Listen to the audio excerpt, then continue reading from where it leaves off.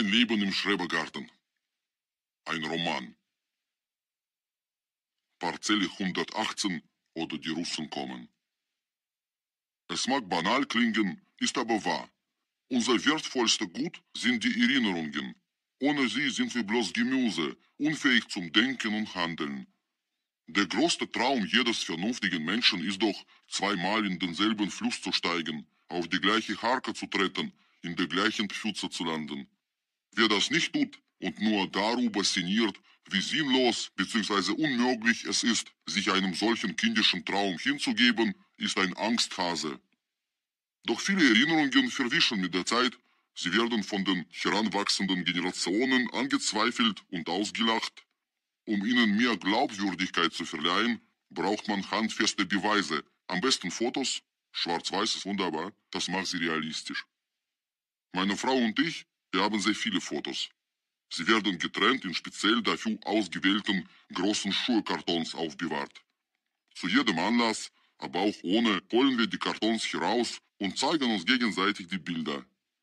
Auf den meisten Fotos, die meiner Frau gehören, sieht man junge, frei gekleidete Langhaarige beiderlei Geschlechts mit Bierflaschen oder Musikinstrumenten in der Hand.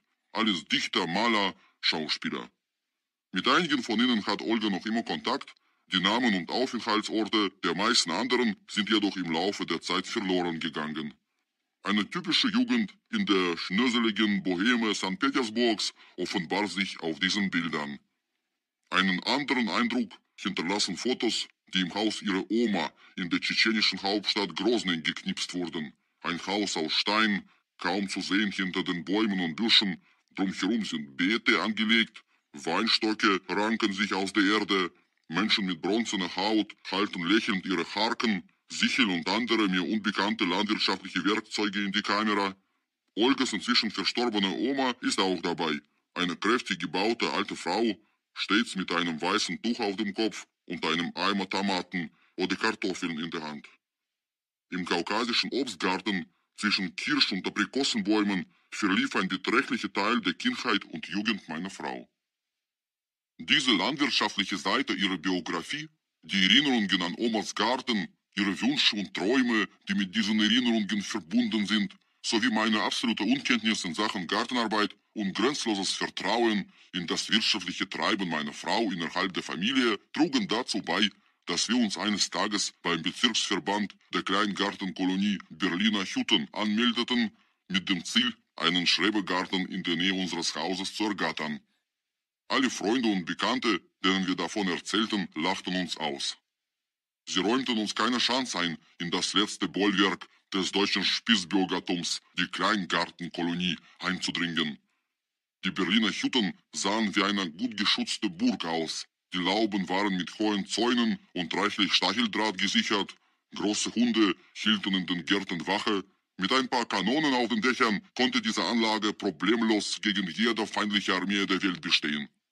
Von weitem schienen die Gärten leer, doch wenn man sich einem Grundstück näherte und über den Zaun schaute, sah man sofort den Hinterteil des Besitzers auf den Beeten schweben. Was sie da gerade machten, woran sie arbeiteten, war schwer zu begreifen.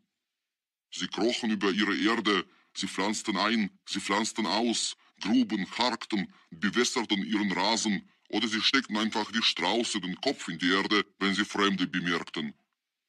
Wenn man über den Zaun grüßte, grüßten sie einen nicht zurück, als ob sie uns damit sagen wollten, ihr werdet auf euren Platz an der Sonne in dieser Kolonie lange warten müssen, nämlich mein ganzes Leben lang. Denn alles, was ihr hier seht, jeden Millimeter Erde haben wir nicht umsonst mit unserem Schweiß, Blut und Tränen begossen und zu dem gemacht, was es heute ist. Ein Buddelkasten für Erwachsene, die mit ihrer Freizeit in der Großstadt nichts anfangen können. Ich fand diese Kleingärtnerhaltung stets lächerlich. In der Großstadt Moskau aufgewachsen, hatte ich nie die geringste Neigung zur Gartenarbeit verspürt. Auch die eigene Ernte ließ mich kalt. Die Früchte aus dem vietnamesischen Gemüseladen an der Ecke schmeckten mir genauso gut. Meine Frau war aber anders gestrickt. Die Erinnerung an den ersten grünen Pfirsich, den sie vor 20 Jahren im Garten ihrer Oma vom Baum holte, ist in ihrem Kopf anscheinend feststecken geblieben. Früchte, die nicht aus Kaufhallen, sondern von Bäumen kommen, blühende Kirschen, Apfelbäume, Natur, träumte sie. Ich unterstützte sie in ihren Träumen, wünschte mir aber insgeheim, dass sie den Garten nicht bekämen. Die Leiterin der Aufnahmestelle des Kleingartenvereins, Frau Engel, machte mir Hoffnung. Auf unsere Frage nach den durchschnittlichen Wartezeiten sagte sie, das könne Jahre dauern. Die Berliner Hütten waren voll und niemand hatte die Absicht, seinen Buddelkasten unseretwegen aufzugeben. Wir werden natürlich nicht wie diese Verrückten jedes Greislein persönlich umgraben, träumte meine Frau weiter. Wir werden uns hübsche Gartenmöbel besorgen und eine Grillanlage im Garten aufstellen, dann Freunde einladen, zwischen den Rosen sitzen und feiern, meinte sie. Und im August werden wir das Obst ernten und Konfitüre kochen. In ihrem Traum saß sie bereits mit einem großen Hut im Garten, drumherum summten die Hummeln und die Erde blühte vor ihren Füßen. Ihr Optimismus in dieser Sache gab mir zu denken. Ich wusste bereits, wenn meine Frau sich irgendetwas so fest in den Kopf gesetzt hat, dann wird es früher oder später Realität. Olga fand schon im Obi-Katalog die Gartenmöbel, die zu unserem nicht existierenden Grundstück passen würden. Was soll's, dachte ich. Ich weiß von Schriftstellern, die ihre Werke im Wald schrieben, auf einem Schiff, sogar auf einem Eisberg. Man kann bestimmt auch in einer Schrebergartenkolonie gut leben und arbeiten. Hauptsache, sie haben dort eine Steckdose. Es geschah an einem herbstlichen Nachmittag, genau genommen am 14.182. Nachmittag meines Lebens. Ich saß gemütlich vor dem Fernseher, das ZDF brachte gerade eine spannende Dokumentation über das Leben der Weinbergschneckenzüchter in Frankreich. Plötzlich klingelte das Telefon.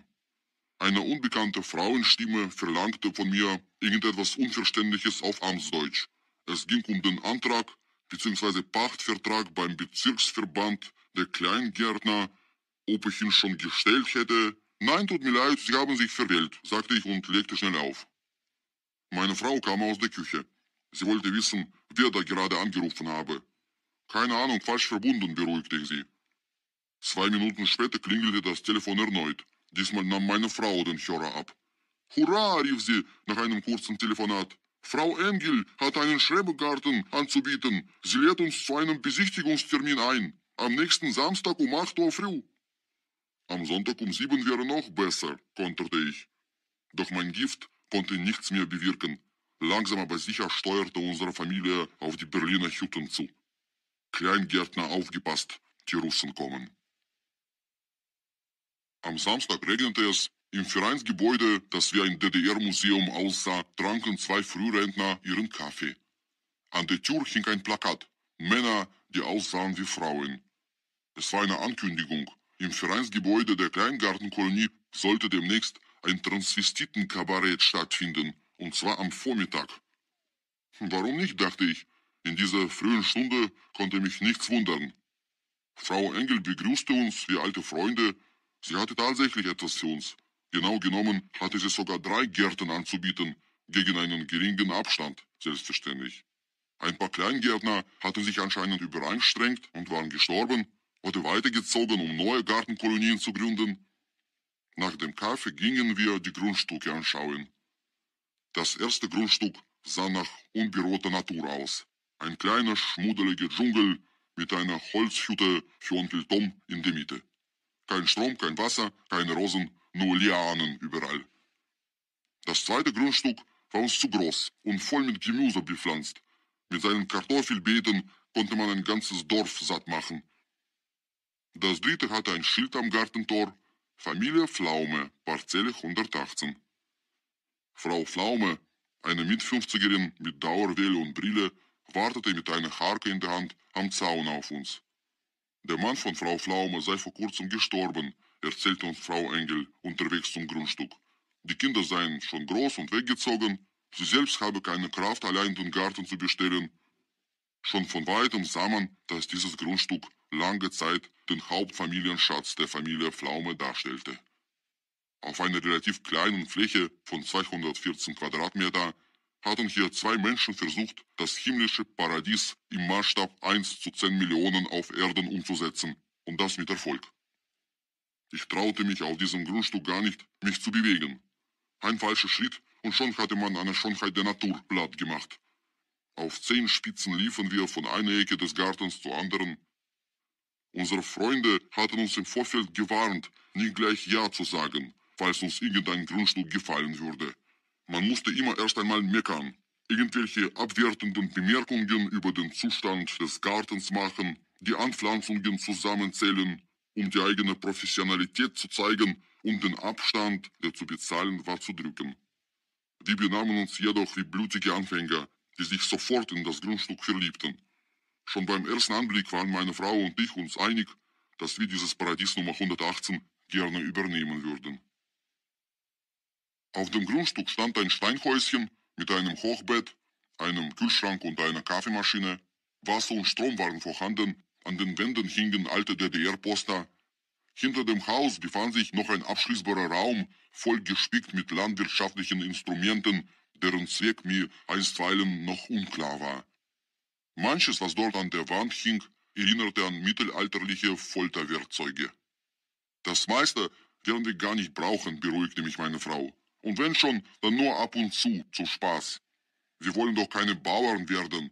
Bequeme Gartenmöbel und Grill sind unsere Werkzeuge, mit denen wir dieses Paradies etwas aufmotzen werden, flüsterte sie mir ins Ohr, während wir auf dem Grundstück mit ernsten Gesichtern weiter im Kreis liefen und jede Ecke inspizierten. Dabei sagten wir zur Tarnung laut A und O, um bei Frau Pflaume und Frau Engel ein bisschen Eindruck zu machen. In Wirklichkeit hatten wir null Ahnung von den ganzen Pflanzen. Wir wussten nicht einmal, wie sie überhaupt auf Deutsch hießen. Ehrlich gesagt wusste ich nicht einmal die russischen Namen all dieser Pflanzen, außer Rosen und Tulpen. Frau Engel stand die ganze Zeit in der Mitte und redete mit uns Kleingartendeutsch, um das Grundstück aufzuwerten. Frau Pflaume stand neben ihr und schwieg. Sie sah nach unten auf die Erde oder blickte zum Himmel, so als würden wir, die Eindringlinge, sie gar nicht interessieren. Hinter dem Haus stand eine Biotoilette. Um nicht ganz als Gartendepp dazustehen, versuchte ich Frau Engel in ein Gespräch über Biotoiletten zu verwickeln. Besser als gar nichts zu sagen, dachte ich. Eine Diskussion über Bäume traute ich mir nicht zu. Sie müssen eine chemische Flüssigkeit in die Toilette gießen, in die untere Kassette, empfahl Frau Engel. Und was dann? Ließ ich nicht locker. Was mache ich, wenn die untere Kassette voll ist? Das Zeug kann sich doch nicht in Luft auflösen. Werden diese Kassetten hier ausgetauscht, von einem speziellen Biotoilettendienst abgeholt? Oder darf man den Inhalt als eine Art selbsterzeugten Naturdünger in eigenem Garten einsetzen? Bei der letzten Frage erntete ich einen Blick voll Misstrauen, der meine Kleingartentauglichkeit gleich gegen Null einfror. Frau Pflaume schaute uns zum ersten Mal an. Die herbstliche Sonne blinkte in ihrem metallischen Brillengestell. Es sah so aus, als würde Frau Pflaume weinen. Wir sagten sofort Ja zum Grundstück und versprachen uns um die Blumen und das Häuschen zu kümmern. Dann unterschrieben wir und bezahlten. Mir tat Frau Pflaume leid. Ich wusste nicht, weswegen sie geweint hatte. Wegen ihres verstorbenen Mannes, wegen ihrer Lieblingsblumen, wegen uns, oder war es nur die Sonne, die ihr eine Träne hinter die Brille gezaubert hatte? Vielleicht war es eine Träne der Erleichterung. Auf jeden Fall hatten wir Mitleid mit ihr.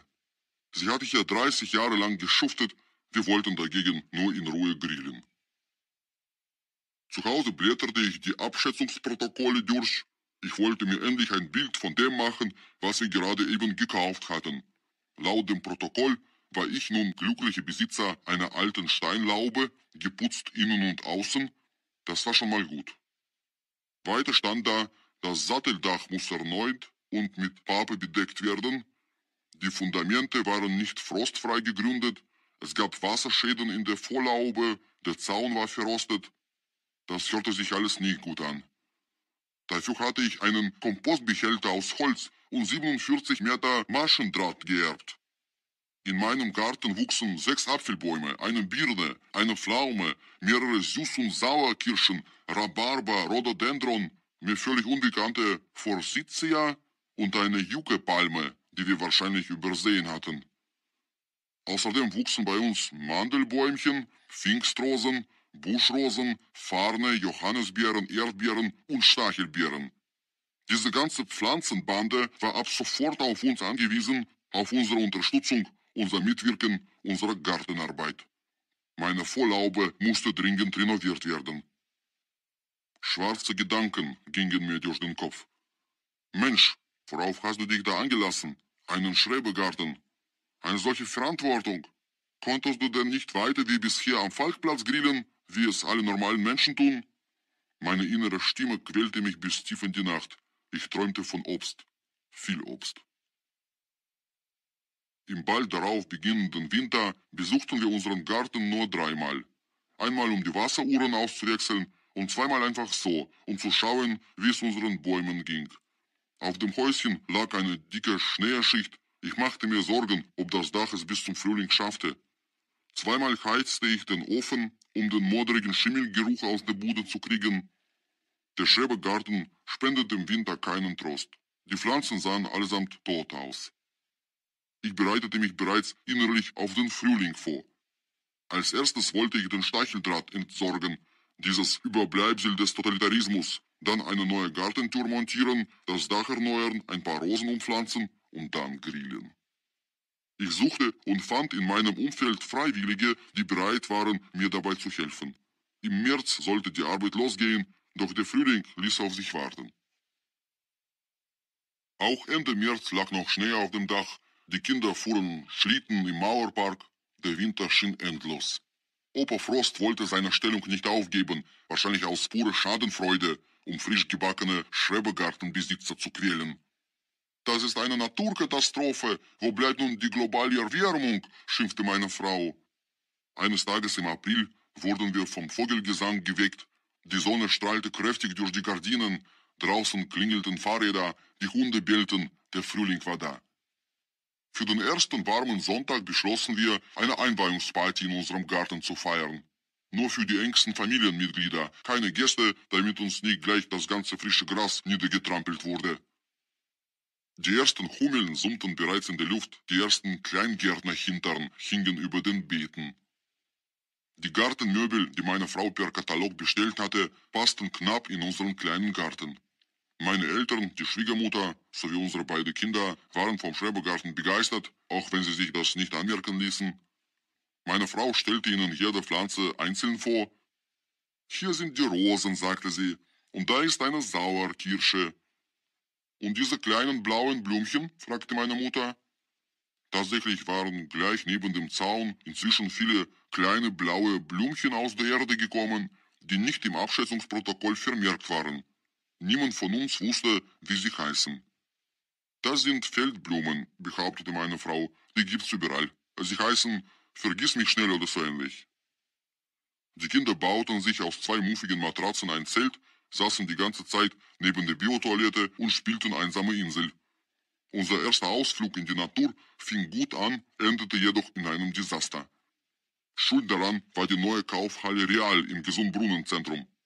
Dort gibt es ein Regal mit russischen Lebensmitteln, eingelegte Steinpilze, Salzheringe und den berüchtigten Moosbeeren-Wodka, das Lieblingsgetränk jedes Landsmannes.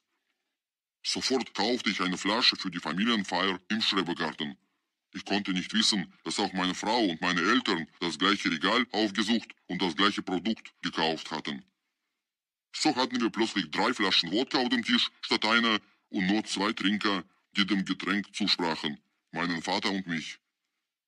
Bei einer Einweihungsparty gilt es als schlechtes Omen, wenn auf dem Tisch etwas übrig bleibt. Das würde sich negativ auf die Fruchtbarkeit des Gartens auswirken, dachten wir. Als abergläubische Menschen gaben wir uns also Mühe bei der Vernichtung der Vorräte, mit der Folge, dass mein Vater und ich uns gründlich betranken, so wie schon seit Jahren nicht mehr. Wir konnten zwar ohne fremde Hilfe sitzen und stehen, aber gehen ging nicht mehr.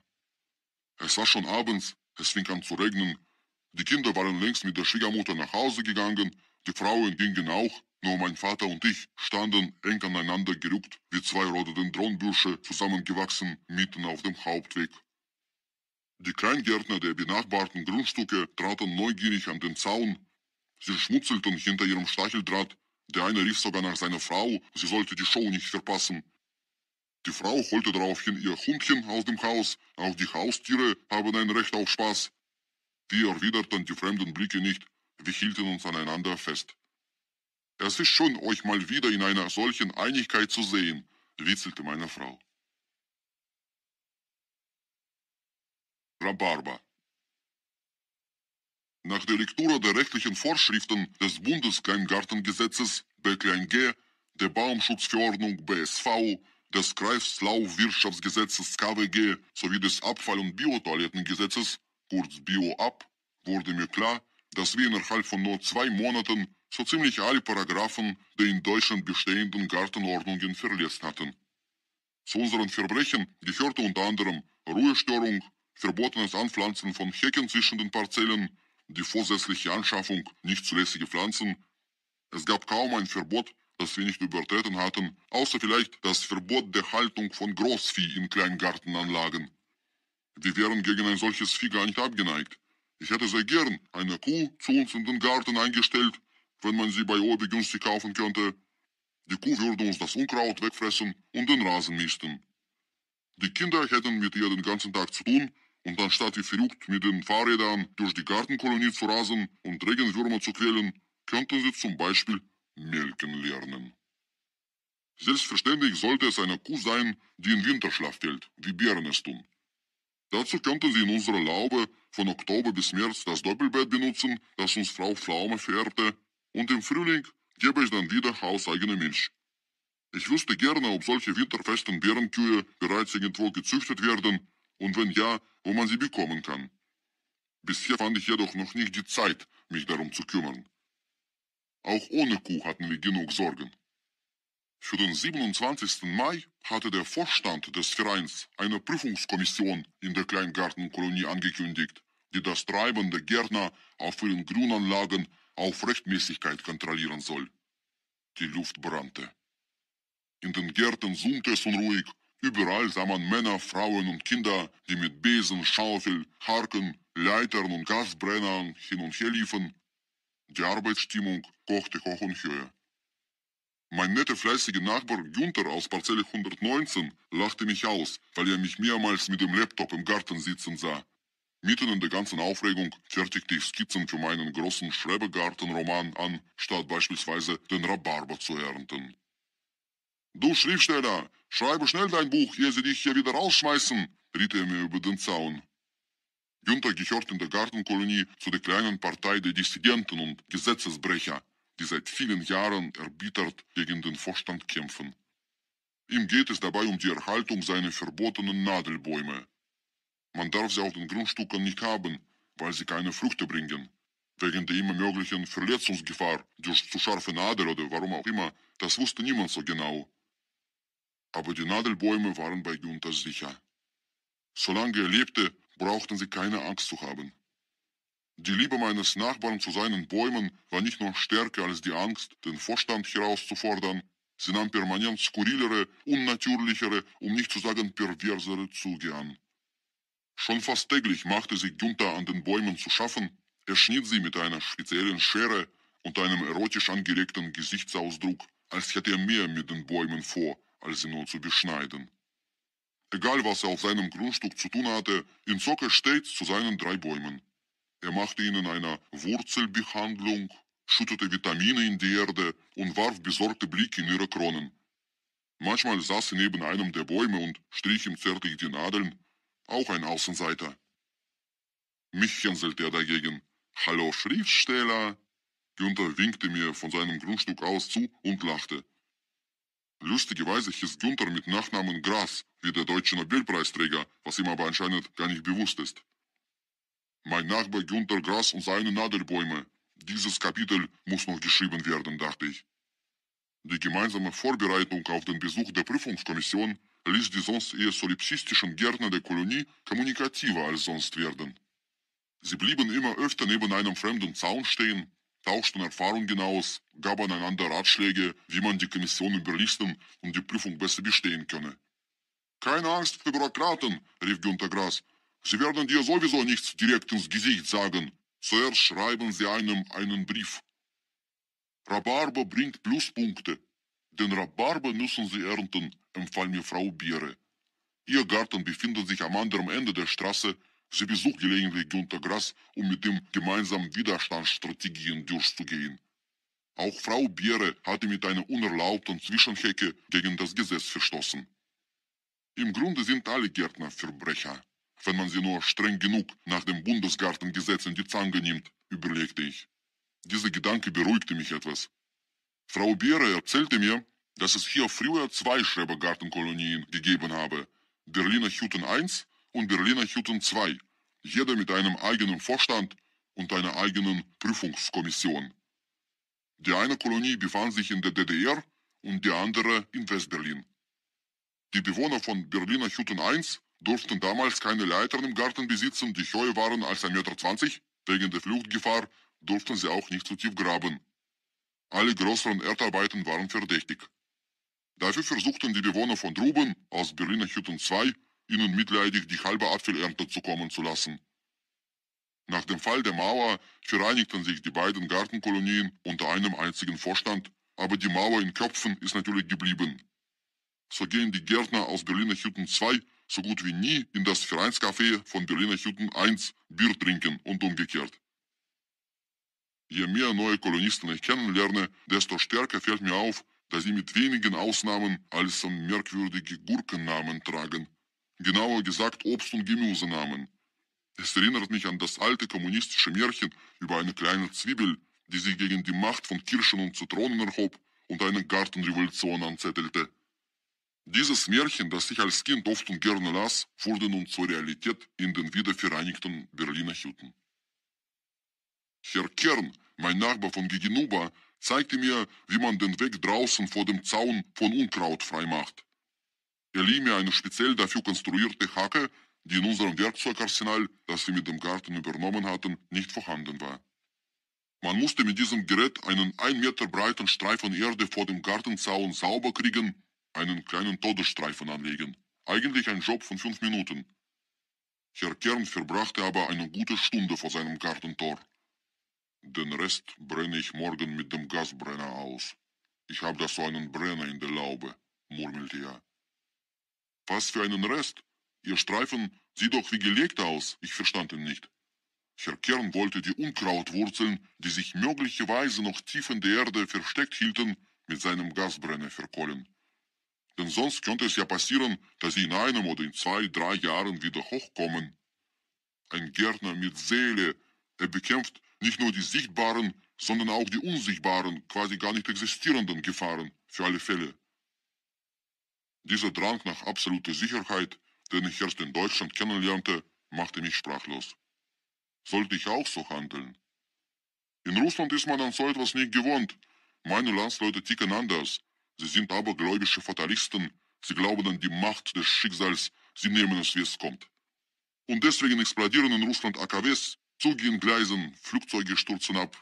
Hier dagegen fahren sogar korpulente 40-jährige Männer wie Herr Kern mit Helm, Brille und Knieschutz an Fahrrad. Sollte ich jemals gefragt werden, was aus meiner Sicht typisch deutsch ist, würde ich sagen, mit einem Gasbrenner unsichtbare Unkrautwurzeln verkohlen, mit Helm Fahrrad fahren, eine Vollkaske fürs Leben anstreben, das ist typisch deutsch. Und natürlich Rhabarber essen. Bevor ich herzog, hatte ich keine Ahnung, wie Rhabarber schmeckt, wie er aussieht und wozu er gut sein soll. In der Gartenbeschreibung waren als Rhabarber die riesengroßen grünen Blätter neben der Biotoilette eingetragen. Ich hatte nicht die geringste Ahnung, was meine Vorgängerin, Frau Pflaume, mit diesen Blättern anstellte. Vielleicht hatte sie die Blätter als Toilettenpapier oder als Verpackungsmaterial benutzt. In Russland gibt es meines Wissens keinen Rhabarber, und wenn doch, dann hat man ihn mit Sicherheit als nicht essbar eingestuft. Diese Blätter raubten uns nur den Platz im Garten, ich traute mich jedoch nicht, sie mit dem Gasbrenner des Nachbarn anzugehen. Günter Grass hatte auch Rhabarber im Garten, genau neben dem meinen. Er hat ihn dann geerntet und wahrscheinlich auch schon gegessen. Gekocht oder vielleicht gebraten. Ihn nach dem Sinn der Pflanze zu fragen, traute ich mich allerdings auch nicht. Er würde mich bestimmt wieder auslachen. Auf jeden Fall schien Rhabarber hierzulande eine mysteriöse Rolle zu spielen. Alle hatten diese Blätter in ihrem Garten.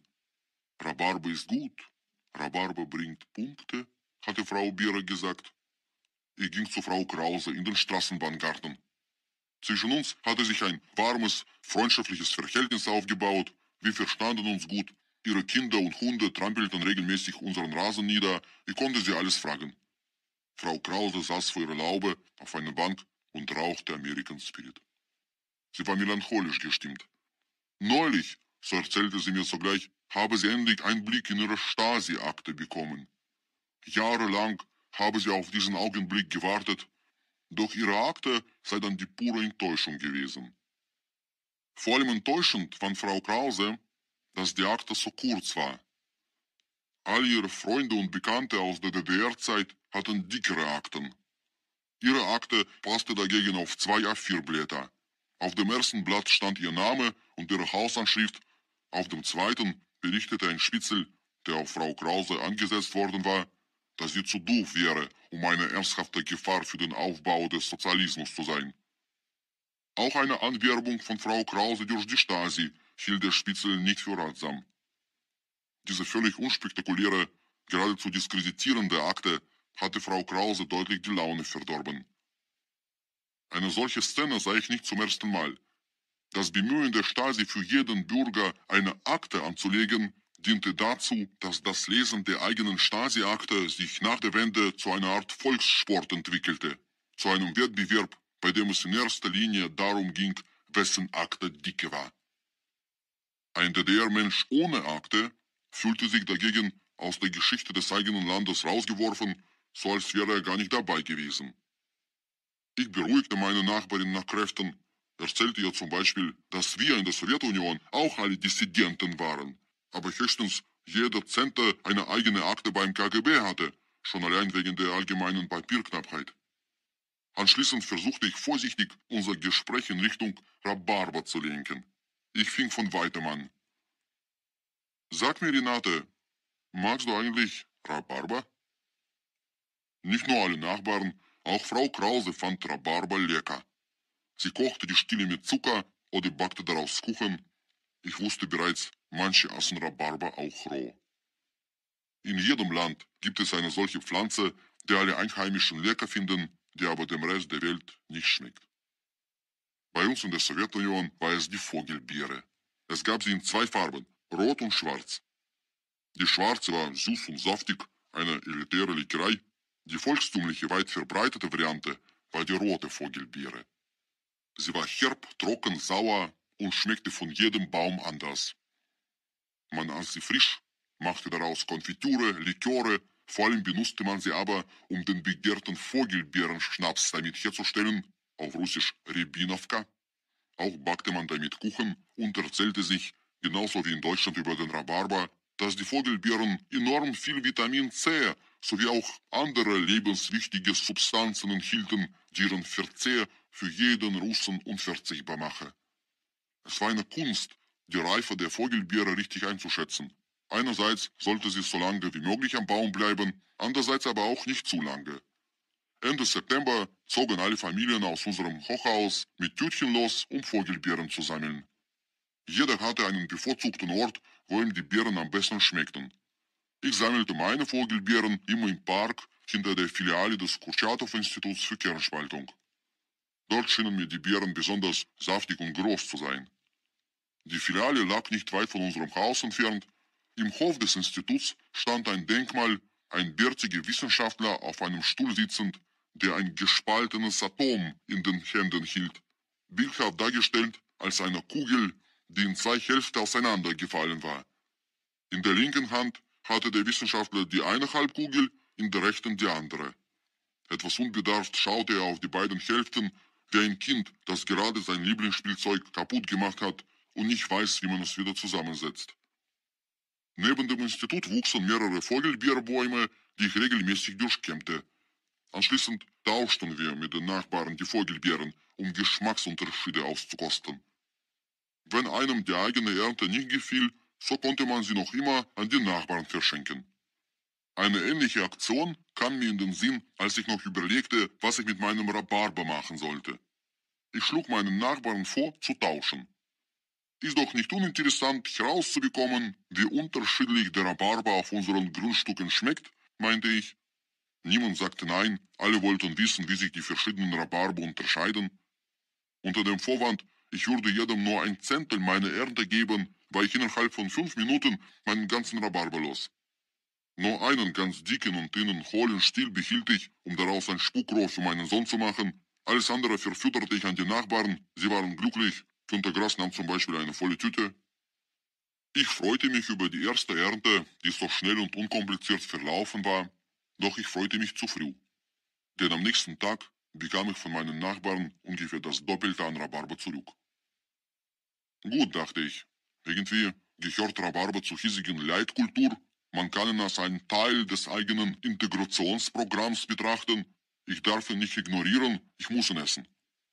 Meine Frau stellte die Stille und kochte sie 5 Minuten mit etwas Zucker. Ich bekam einen Topf mit einer grün-schleimigen Masse, die aussah wie... Aber vielleicht ist sie lecker, dachte ich, trank jedoch erstmal einen Wodka vorweg zur Desinfektion des Magens. Der Rhabarbermus schmeckte wie Essig mit Zitronensaft. Nichts für Gourmets, aber darum ging's mir ja auch nicht. Das zugegeben ziemlich scheußliche Gericht füllte mich mit dem Gefühl der Zugehörigkeit. Herr Kern und Frau Beere schienen mir auf einmal nicht mehr so skurril. Wir alle machten hier eine gemeinsame Sache und das Aufessen der Rhabarberbestände gehörte einfach dazu. Einmal musste man es probieren. Auf jeden Fall würde ich das Rhabarberessen als Teil des Einbürgerungstests für die Bundesrepublik empfehlen, um bei der Vergabe der Staatsangehörigkeit den Kandidaten begreiflich zu machen, dass das Leben in Deutschland kein Zuckerschlecken ist. 1 Kilo pro Einbürgerung müsste reichen, die deutschen Schrebergärten könnten liefern. Der Sinn des Lebens. Der Wuchs der Natur in unserem Garten war unaufhaltsam. Im April konnte ich noch mit Sebastian auf dem Rasen Fußball spielen. Ein Monat später schaffte ich es gerade noch mit Mühe, mich zwischen die Bäume und Büsche zu quetschen, um überhaupt einen freien Platz unter der Sonne in diesem Garten Eden zu finden. Von Tag zu Tag wurde der Garten kleiner, wegen der Pflanzenexpansion. Kaum mähte ich den Rasen an einer Ecke zu Ende, schon wuchs das frische Gras an der anderen nach. Anstatt der blauen sprossen nun weiße, rote und gelbe Blümchen durcheinander und überall aus der Erde. Manche von ihnen sahen so schön aus, dass man sie am liebsten nicht weggemäht hätte, diese volkstümlichen, anspruchslosen Pflanzen und namenlosen Gewächse. Auch die Biotoilette erwies sich als ein wahres Wunder. Ihre Möglichkeiten, unsere Familienscheiße zu absorbieren, schienen unerschöpflich. Sie stank nicht einmal, und wenn man den Deckel öffnete, sah man nichts, obwohl unsere Kinder sich ungeheuer anstrengten, die Toilette vollzukriegen. Zu Hause konnten sie tagelang Computer spielen oder vor dem Fernsehen hocken, ohne nur einmal aufs Klo zu gehen. Aber kaum betraten sie unseren Garten, mussten sie sofort aufs Klo, beide gleichzeitig und mehrere Male hintereinander. Unsere Tochter lud sogar fremde Kinder von anderen Parzellen ein, unsere Biotoilette zu benutzen. Einmal habe ich deutlich gehört, wie sie einem mir unbekannten Schrebergartenkind sagte: „Komm mit, Lucia, ich kenne hier ein gutes Klo." Das gute Klo hielt trotzdem durch, ein Zauberkasten. Am 29. Mai, 2 Tage nach der Prüfungskommission, blühte die erste Rose auf. Unverschämt rot stand sie in einer Ecke, umgeben von grünen, unausgereiften Erdbeeren.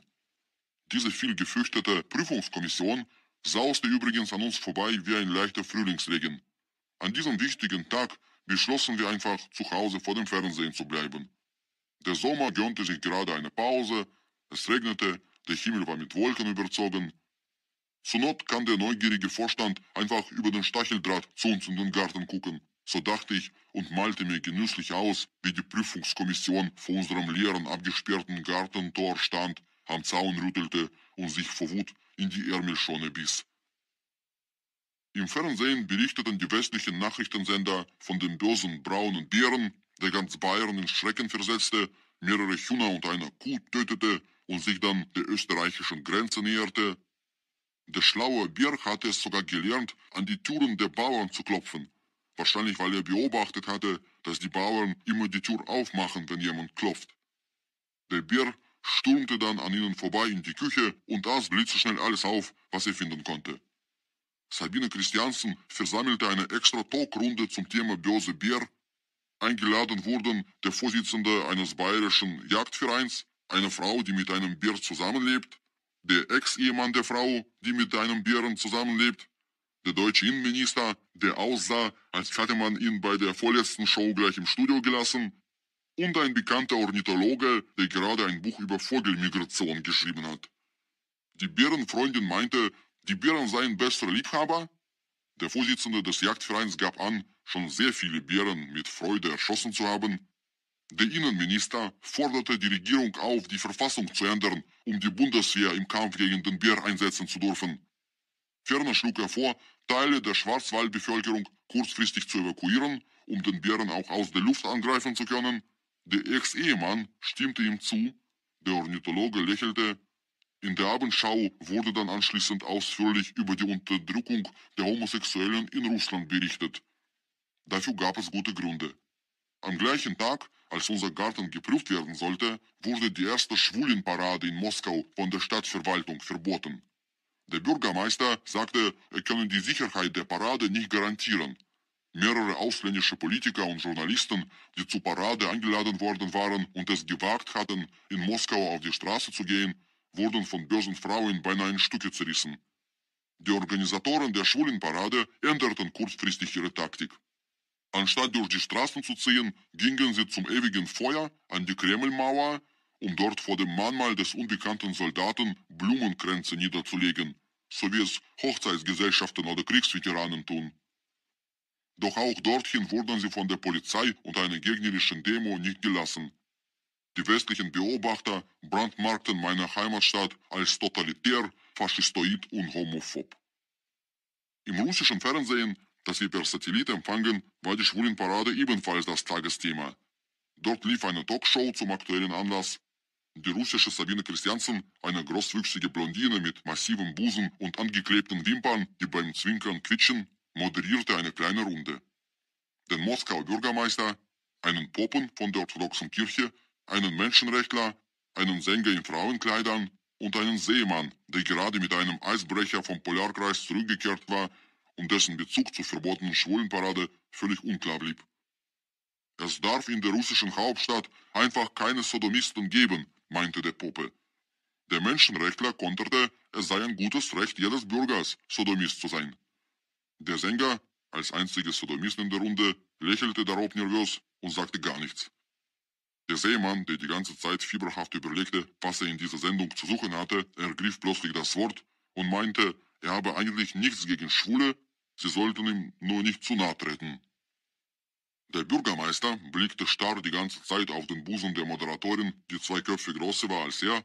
Anschließend hielt er eine kleine, einfühlsame Rede, die er ganz deutlich an den Busen adressierte. Jeder Mensch hat ein Recht, seine Bedürfnisse geltend zu machen, sagte der Bürgermeister, aber nur dann, wenn seine Bedürfnisse mit den Bedürfnissen anderer Menschen nicht in Konflikt geraten. Demokratie, erklärte der Bürgermeister dem Busen, ist eine Diktatur der Mehrheit, und die Mehrheit ist in Russland nach wie vor Gott sei Dank heterosexuell.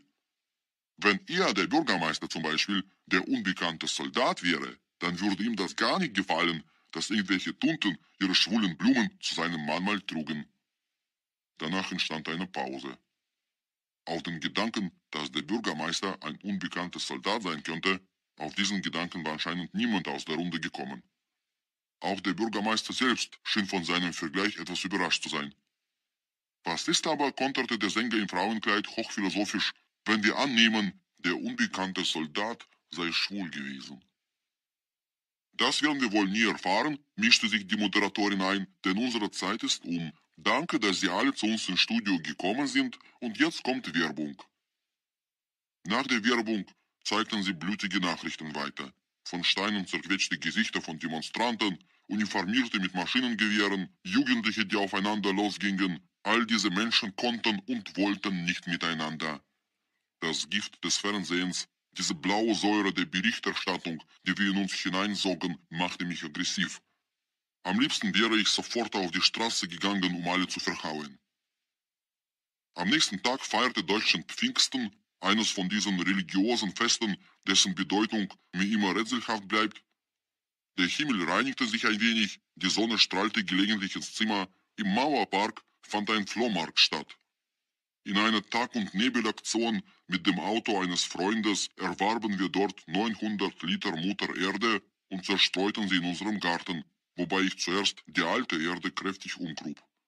Die meisten Bäume hatten schon dicke Knospen, die Farne kugelten sich auseinander, nur eine rote Johannisbeere ragte noch halbtot aus der Erde und von unserer neu gepflanzten Hecke war höchstens jede zweite Pflanze ergrünt. Unserer Meinung nach lag das an dem schlechten Zustand des Erdbestandes. Das ist keine Erde, das ist Beton, hatte Günter Grass dazu gesagt. Auch er verbrachte Pfingsten im Garten. Ich war wie vom Gartenteufel besessen. Ich wollte immer weitermachen, irgendetwas beschneiden oder begießen. Für weitergehende Maßnahmen zur Verschönerung der Gartenanlage fehlten uns jedoch theoretische Kenntnisse. Also verbrachten wir den Rest des Tages bloß damit, unsere Gartenmöbel auf ihre Stabilität zu prüfen. Als die Geschäfte wieder öffneten, gingen wir in eine Buchhandlung, um uns mit Fachliteratur einzudecken. Eine halbe Stunde verbrachte meine Frau vor dem Gartenregal, sie konnte sich nicht entscheiden. Allein schon die Titel dieser Ratgeber schreckten sie ab. Welche Blume ist das? Wie bissig ist der Löwenzahn? Und das verfluchte Kräuterjahr?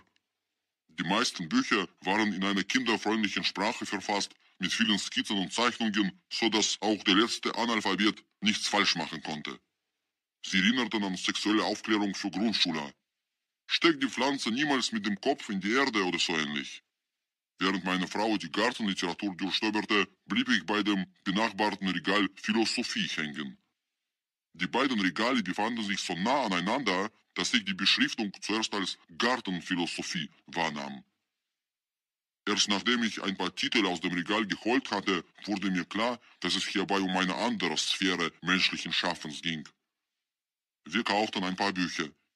Meine Frau nahm 300 praktische Ratschläge für intelligente und faule Gärtner mit und ich eine dicke Anthologie mit dem vielversprechenden Titel Der Sinn des Lebens sowie das Buch Leben in den Wäldern von Henry David Thoreau.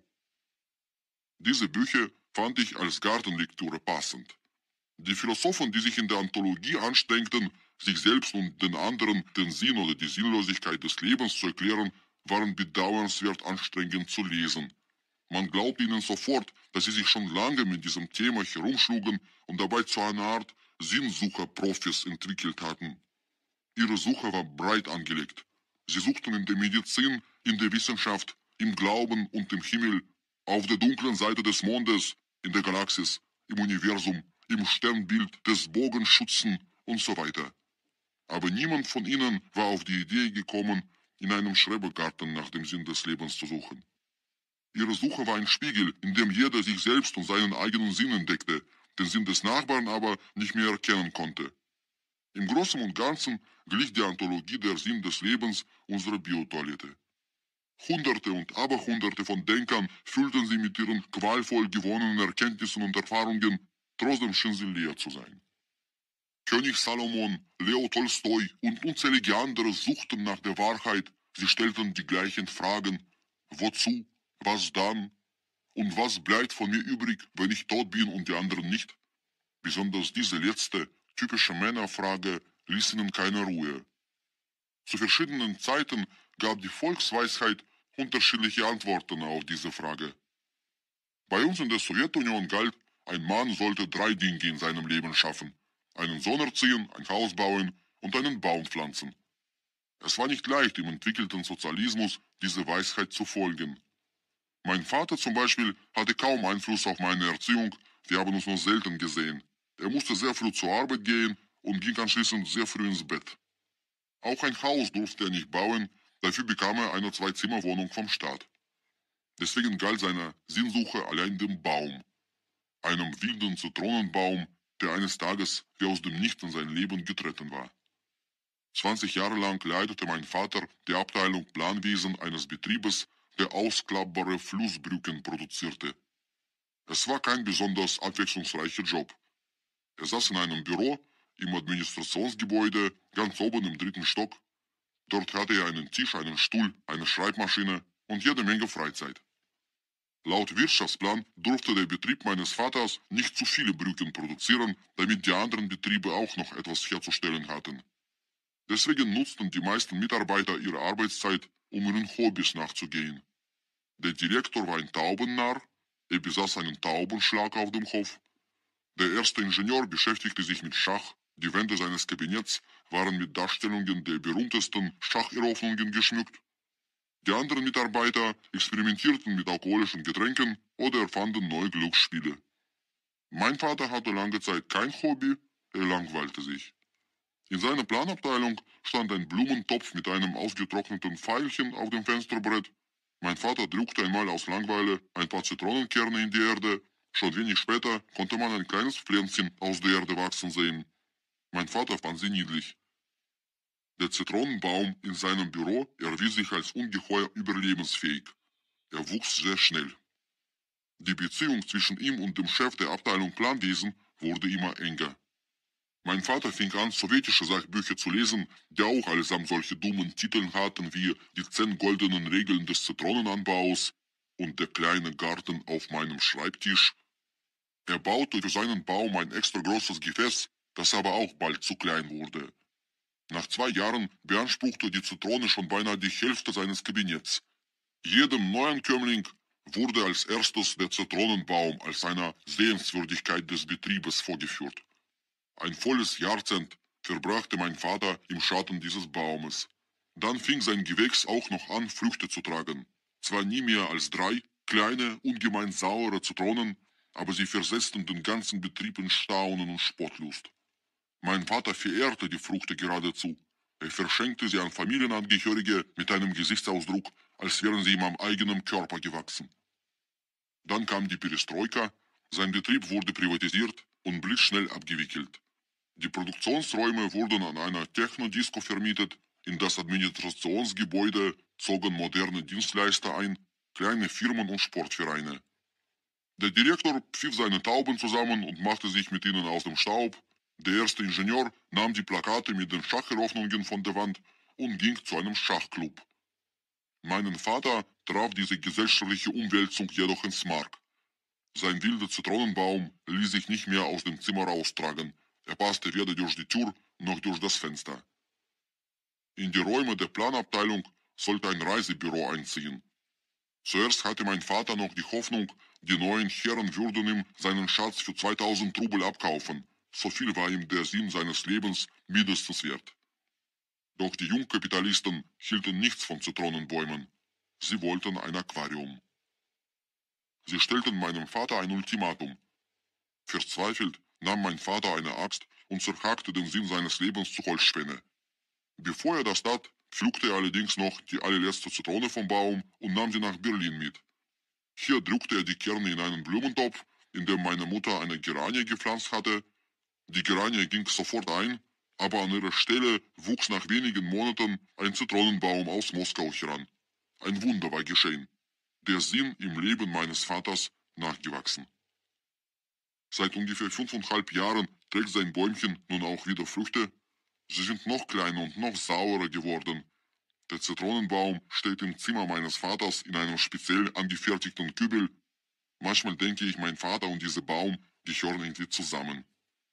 Mehrmals schlug ich ihm vor, seinen Baum in meinen Garten umzupflanzen. Er ging nicht darauf ein. Meiner Meinung nach haben ausgewachsene Bäume in einer Wohnung nicht zu suchen. Wir haben uns im Laufe der Jahre nur einmal einen Baum in die Wohnung gestellt. Es war ein Katzenbaum für unseren Kater Fjodor Dostojewski. Ihm ging es damals nicht gut. Für uns alle überraschend verlor er in kürzester Zeit große Teile seiner Intelligenz. Er handelte nur noch nach seinem Urinstinkt. Der Schatten seiner wilden Vorvätern aus dem Katzendschungel Nordafrikas legte sich über unseren intelligenten Kater. Fjodor rannte durch die Wohnung, knirschte mit den Zähnen, als ob er gerade eine junge Antilope durch die Wüste jagen würde und zerkratzte dabei ständig die Tapeten. Der fachkundige Zooladenbesitzer meinte, unser Kater brauche unbedingt einen Katzenbaum. Als enger Freund von Dostojewski kaufte ich ihm sofort einen solchen, nicht irgendeinen, sondern den Katzenbaum New York mit einer extra stabilen Kratzfläche für Übergewichtige, ein Traumbaum für Tier und Mensch. Fjodor mied ihn jedoch. Alle meine Versuche, ihn aufzuklären, scheiterten. Kaum kratzte ich am Baum, lief er weg. Ich ging wieder in den Laden. Der Katzenspezialist bot mir eine Spraydose mit einem Katzenspieltriebentwickler an. Einen Duft, dem alle Katzen folgen würden. Der Vollständigkeit halber kaufte ich auch gleich noch das Gegenmittel, ein sogenanntes Katzenfernhalterspray, um die Fernsteuerung von Dostojewski zu vervollständigen. Ich dachte dabei an meinen Vater, der sich einmal in der Apotheke ein natürliches Mittel gegen Verstopfung gekauft hatte und gleich am nächsten Tag wieder in die Apotheke rennen musste, um sich ein Mittel mit entgegengesetzter Wirkung zu besorgen. Die darauf folgende Woche verbrachte er wie Alice im Wunderland. Mal naschte er von dem einen Mittelchen, mal kaute er das andere, um wieder Herr seiner eigenen Verdauung zu werden, doch die moderne Medizin wollte ihn nicht aus ihren Klauen lassen. Bei unserem Kater funktionierte die Sprechsteuerung erst einmal perfekt. Ich besprühte den New York, Fedor setzte sich drauf und ging nicht mehr vom Fleck. Nicht einmal aufs Klo. Nur wenn ich nach dem Gegenmittel griff, stand er auf. Bald bewegte sich der Kater ohne Duftzugaben gar nicht mehr. Das konnte nicht lange gut gehen, und dann war es auch schon soweit. Die Kinder entdeckten die Spraydosen. Auf beiden Fläschchen stand in großen Buchstaben: nicht die Katze besprühen. Doch kleine Kinder lesen bekanntlich nicht, was auf kleinen Fläschchen geschrieben steht, und besprühten den Kater aus beiden Fläschchen gleichzeitig. Es war zweifellos ein vorsätzlicher Tierversuch, aber doch auch ein interessantes Experiment. Wir waren alle gespannt, wie der Kater damit klarkommen würde. Mag ich mich oder mag ich mich nicht? Kann eine Katze mit einer solchen verdammt schwierigen Frage überhaupt fertig werden? Ich weiß von vielen Menschen, die ihr ganzes Leben nach der richtigen Antwort suchten und sie nie gefunden haben. Unser Kater brauchte dafür nur 5 Minuten. Danach ging er in die Küche und pinkelte in das Trockenfutter. Seitdem steht der Katzenbaum im Kinderzimmer und dient als Buch- und Puppenregal. Nein, Bäume gehören definitiv nicht in eine Wohnung. Auch finde ich es demütigend, sich in eine Pflanze zu verknallen. Man darf doch nicht den ganzen Sinn des Lebens an einen Baum hängen. Das zweite Buch, das ich gekauft hatte, Leben in den Wäldern von Henry Thoreau, hatte ich schon als Jugendliche in Moskau gelesen. Der Autor, ebenfalls auf Sinnsuche, war mit den damals herrschenden Moralvorstellungen der amerikanischen Gesellschaft unzufrieden. Eines Tages lieh er sich bei einem Nachbar eine Axt, ging in den Wald und baute sich dort eine kleine Hütte am Ufer eines Waldsees. Dort ernährte er sich 2 Jahre und 2 Monate lang, von der Außenwelt abgeschnitten, von den Früchten seiner eigenen Arbeit. Er hatte mehr mit Bäumen als mit Menschen zu tun, las Bücher, pflanzte Bohnen an, betrachtete die Sonnenaufgänge über dem See und dokumentierte sorgfältig sein Treiben in der Wildnis. Sein Buch, eine Mischung aus Gesellschaftskritik, Philosophie, landwirtschaftlichen Experimenten, Einkaufszetteln und Gedichten, wirkte auf mich vor 20 Jahren wie eine Art poetische Hippie-Lektüre unter dem Motto: Wie wenig braucht der Mensch, um glücklich zu sein. Sieh da die kleine Hütte, die dem Zerfall geweiht. Hier hat wohl einst ein Dichter vergessen Welt und Zeit. Doch heute lasse ich das Buch mit anderen Augen. Und vieles, sehr vieles sogar, was mich in der letzten Zeit unruhig gemacht hatte, das Angewidertsein vom Fernsehen, meine Ablehnung der Nachrichten aus aller Welt, sowie auch die seltsame Anziehungskraft, die der Schrebergarten auf mich ausübte, fand ich in diesem Buch wieder. Thoreau war kein Hippie. Damals, vor fast 200 Jahren, sprengte er mit seiner Entscheidung, im Wald zu leben, die Grenzen des kommoden Kabinetts, in das man ihn eingewiesen hatte. Er war sich sicher, dass man nur dann seinem Traum näher kommen kann, wenn man aus den gewohnten Verhältnissen ausbricht. Aber wohin? Diese Problematik ist auch heute noch aktuell. Viele meiner Kollegen suchen die Wildnis weit draußen. Mit Billigfliegern legen sie Tausende von Kilometern zurück. Sie fliegen nach Sibirien, um die russische Seele zu erforschen, oder nach Afrika, um dort Giraffen zu jagen und auf diese Weise ihre ganz persönliche Wahrheit zu finden. Abschließend schreiben sie Bücher, bei denen auf dem Cover steht, der Autor habe gleichzeitig in der Schweiz, im Senegal und in Kathmandu gelebt. Doch zwischen den Zeilen schaut aus diesen Büchern die immer gleiche Unbedarftheit heraus, das kindliche Warten auf ein Wunder am anderen Ende der Welt, das unersättliche Ich, das die ganze überflogene Welt auf flüchtige Bekanntschaften, Geldwechseln und Kopfschmerzen reduziert.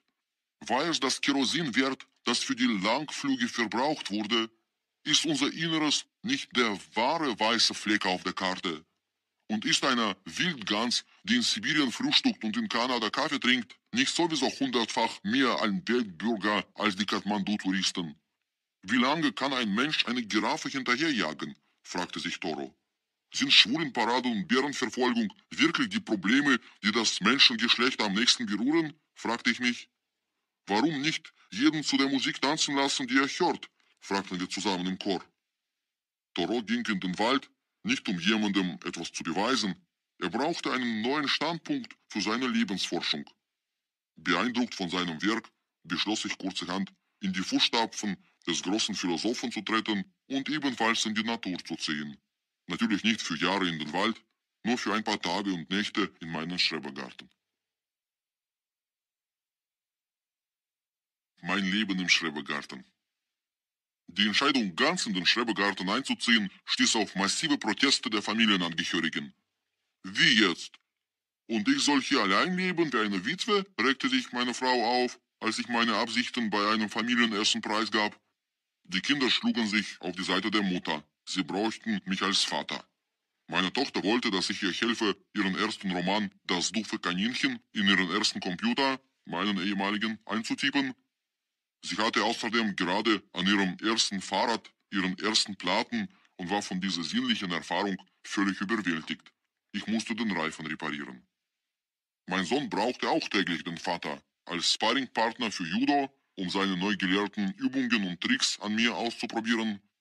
Beide Kinder brauchten mich außerdem noch als Schlichter in ihrem endlosen, von Geburt an dauernden Streit, bei dem es stets um eine gerechte Verteilung der Güter geht. Man erkennt daran unschwer, dass ich anders als Toro, der sein Leben der Keuschheit verschrieb, nicht einfach so Adieu sagen konnte. Er war ein alleinstehender Asket, ein überzeugter Single im Wald, der sich von einer imaginären Gesellschaft im Dickicht versteckte. Ich als mehrfacher Familienvater musste mir dagegen mein Recht auf Abenteuer hart erkämpfen. Das Familienleben besteht aus ständigem Feilschen und Kompromisse schließen. Wir fanden auch in diesem Fall einen Kompromiss. Ich durfte für ein paar Tage in den Garten ziehen, die Familie durfte mich jeden Tag besuchen. Abends ging ich durch die Kolonie, um einmal die Gärten am späten Nachmittag zu erleben. Überall waren große und kleine Deutschlandfahnen gehisst, an Masten und Lauben. Bei einigen, wie zum Beispiel bei Günter Grass, handelte es sich um DDR-Pfannen mit Hammer und Zirkel in der Mitte. Es gab aber auch rein schwarz-rot-goldene. Ich überlegte, wofür diese Farben stehen mochten. Das Schwarz sollte wahrscheinlich an die dunklen Seiten der deutschen Geschichte erinnern. Es ging nicht immer alles rund mit Deutschland. Rot, das waren die hart erkämpften demokratischen Freiheiten, und das Gold stand wahrscheinlich für die Sozialhilfe. Zu meiner Verwunderung musste ich feststellen, dass ich nicht der Einzige war, der sich entschlossen hatte, im Garten zu übernachten. Die Parzellen waren voll. In den Gärten unter den Flaggen saßen Männer in Unterhosen und Frauen mit großen Hüten. Viele guckten Fernsehen. Die Hitze und die Fußballweltmeisterschaft, die unter dem lustigen Slogan »Die Welt zu Gast bei Freunden« stattfand, hatte die Menschen in den Garten getrieben. Draußen in der Stadt schweißte Sonne die ganze Welt zusammen zu einem feuchten Klumpen, eingemottet in die Nationalfarben der teilnehmenden Länder. Im Schatten der Apfelbäume herrschten dagegen angenehme Temperaturen. Hier konnte jeder, der eine Laube mit Stromanschluss besaß, gemütlich unter dem eigenen Blätterdach Fußball gucken und dabei Billigbier trinken. Das gelb-blaue Brasilien schlachtete gerade das purpurrote Kroatien, als ich mich dem Vereinslokal näherte. Die Kneipe war fast leer. Nur 4 obligatorische Biertrinker, 3 Männer und eine Frau, die zum Mobiliar der Gaststätte gehörten, saßen wie immer an einem Tisch in der Ecke unter den zahlreichen DDR-Wimpel und Pokalen. Sie griffen nach ihren Gläsern wie geübte Synchronschwimmer und schwiegen. Alle Geschichten waren längst erzählt. Im Fernsehen spielte die Welt verrückt. Brasilianische Mädchen zogen sich auf den Tribünen aus, um ihre Mannschaft zu unterstützen. Die Kroaten hatten einen Flitzer, der auf das Fußballfeld lief, um dem Torwart einmal die Schuhe zu lecken. Die Vereinstrinker betrachteten währenddessen angestrengt den vollen Aschenbecher in der Mitte ihres Tisches. Sie betrachteten ihn so intensiv, dass man das Gefühl hatte, noch ein bisschen und der Aschenbecher erhebt sich in die Luft. Als ob sie damit ausdrücken wollten, die Fußballweltmeisterschaften kommen und gehen, der Aschenbecher aber bleibt.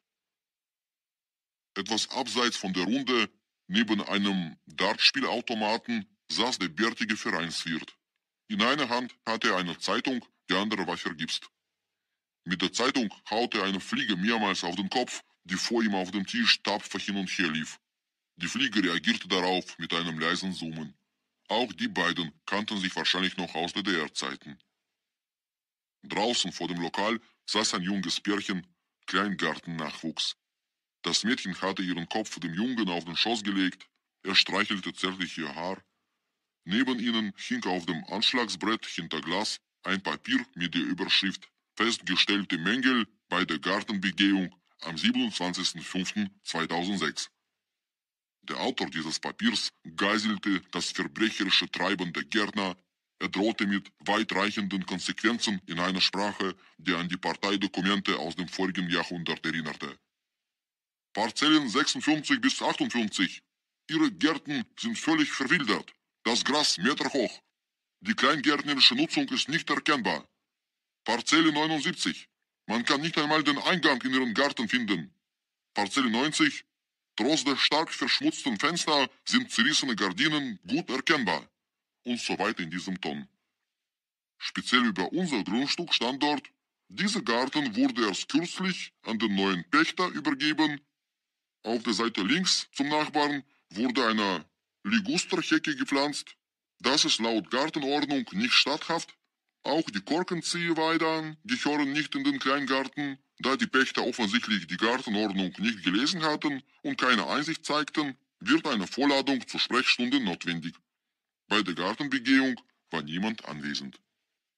Ich schimpfte leise, malte mir aus, was ich mit diesem Vorstand machen würde, wenn ich nicht Schriftsteller, sondern ein unsichtbarer Spider-Man von Beruf wäre.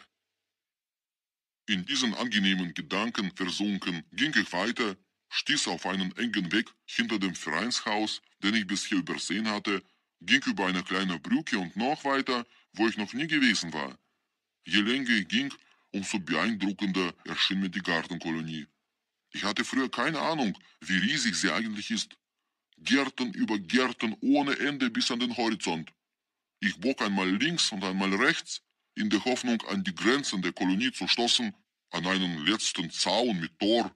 Doch hinter jeder neuen Ecke entfalteten sich neue Gartenanlagen vor mir, mit und ohne Rosen, mit und ohne Gartenzwerge, mit und ohne Korkenzieherweiden.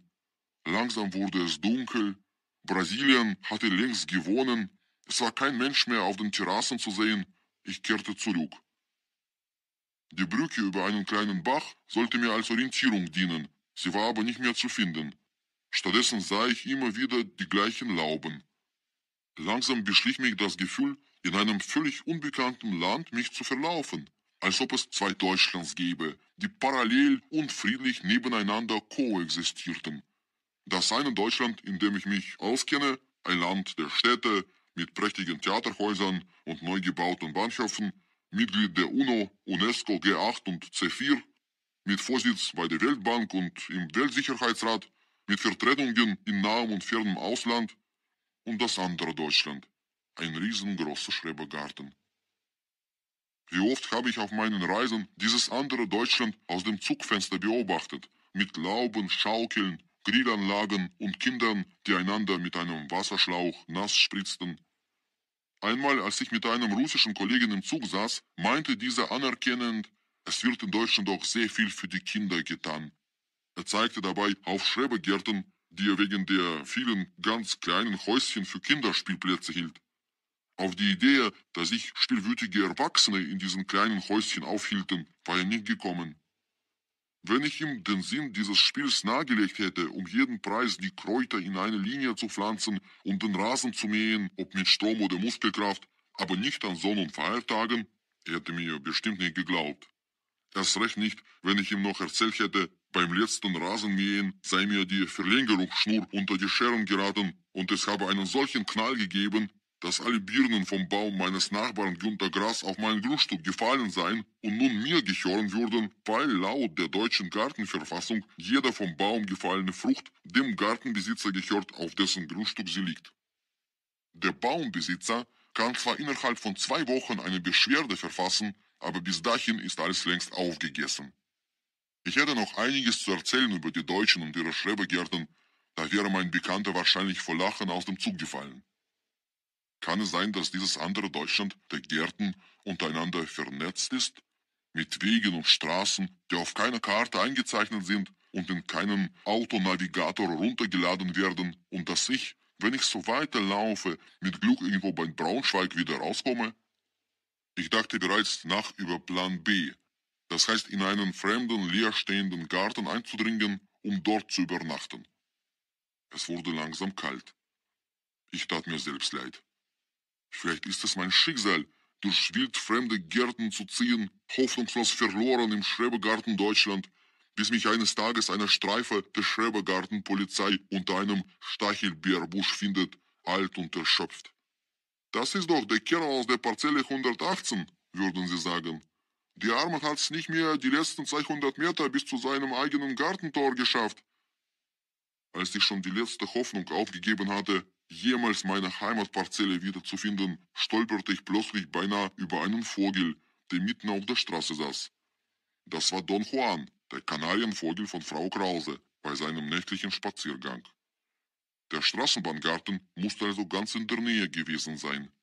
Der Kanarienvogel rettete mich. Er führte mich Schritt für Schritt aus der Sackgasse raus, tatsächlich nach Hause zu meiner Parzelle. Ich wusste nicht, wie ich mich vor ihm bedanken sollte. Wenn du irgendwann mal Hilfe brauchst, Sterbehilfe zum Beispiel, komm vorbei, ich werde für dich immer da sein, sagte ich zum Don Juan. Er antwortete nicht. Schade, dass die Kanarienvögel nicht sprechen können. Der hier hätte bestimmt viel zu erzählen, obwohl ich schon als Kind Angst vor sprechenden Vögeln hatte. Meine erste Freundin hatte in Moskau einen sprechenden Papagei. Er hat sie oft verraten. Wenn ihre Eltern abends von der Arbeit kamen, krähte der Papagei, küss mich, wie geht dieser Bürstenhalter auf und andere Unanständigkeiten. Sprechende Vögel können sehr gemein sein und sie leben sehr lange. Im Münchner Zoo, so erzählte mir ein Freund, rief ein Papagei noch 1953 ständig Heil Hitler. Neben seinem Käfig hing ein Schild. Die Zooverwaltung ist mit der Meinung des Vogels nicht einverstanden. Alle meine Freundinnen besaßen lustige Haustiere. Meine Ex-Freundin hatte zum Beispiel einen hochsensiblen Dackel, der laufend scheinschwanger wurde. Einmal nahmen wir ihn in den Wald mit, damit der Dackel sich ein wenig in der Wildnis austoben konnte, denn eigentlich sind Dackel Jagdhunde. Schnell hatte er die Spur eines Riesenhasen entdeckt und verfolgte ihn mit lautem Bellen. Doch der Hase war ein Verfolgter mit Lebenserfahrung. Er schnitt sehr professionell ein paar Ecken ab, der Dackel hatte wegen zu kurzen Beinen einen zu langen Bremsweg und knallte mit voller Wucht gegen eine Tanne. Die Jagd war damit zu Ende. Am nächsten Tag schwoll der Dackel immer mehr an, er saß unter dem Bett und gab mitleiderregende Geräusche von sich. Ihm wurde von einer Tierärztin eine sogenannte Scheinschwangerschaft attestiert. Sie brauchen nichts zu tun, das geht von alleine vorbei, meinte die Ärztin.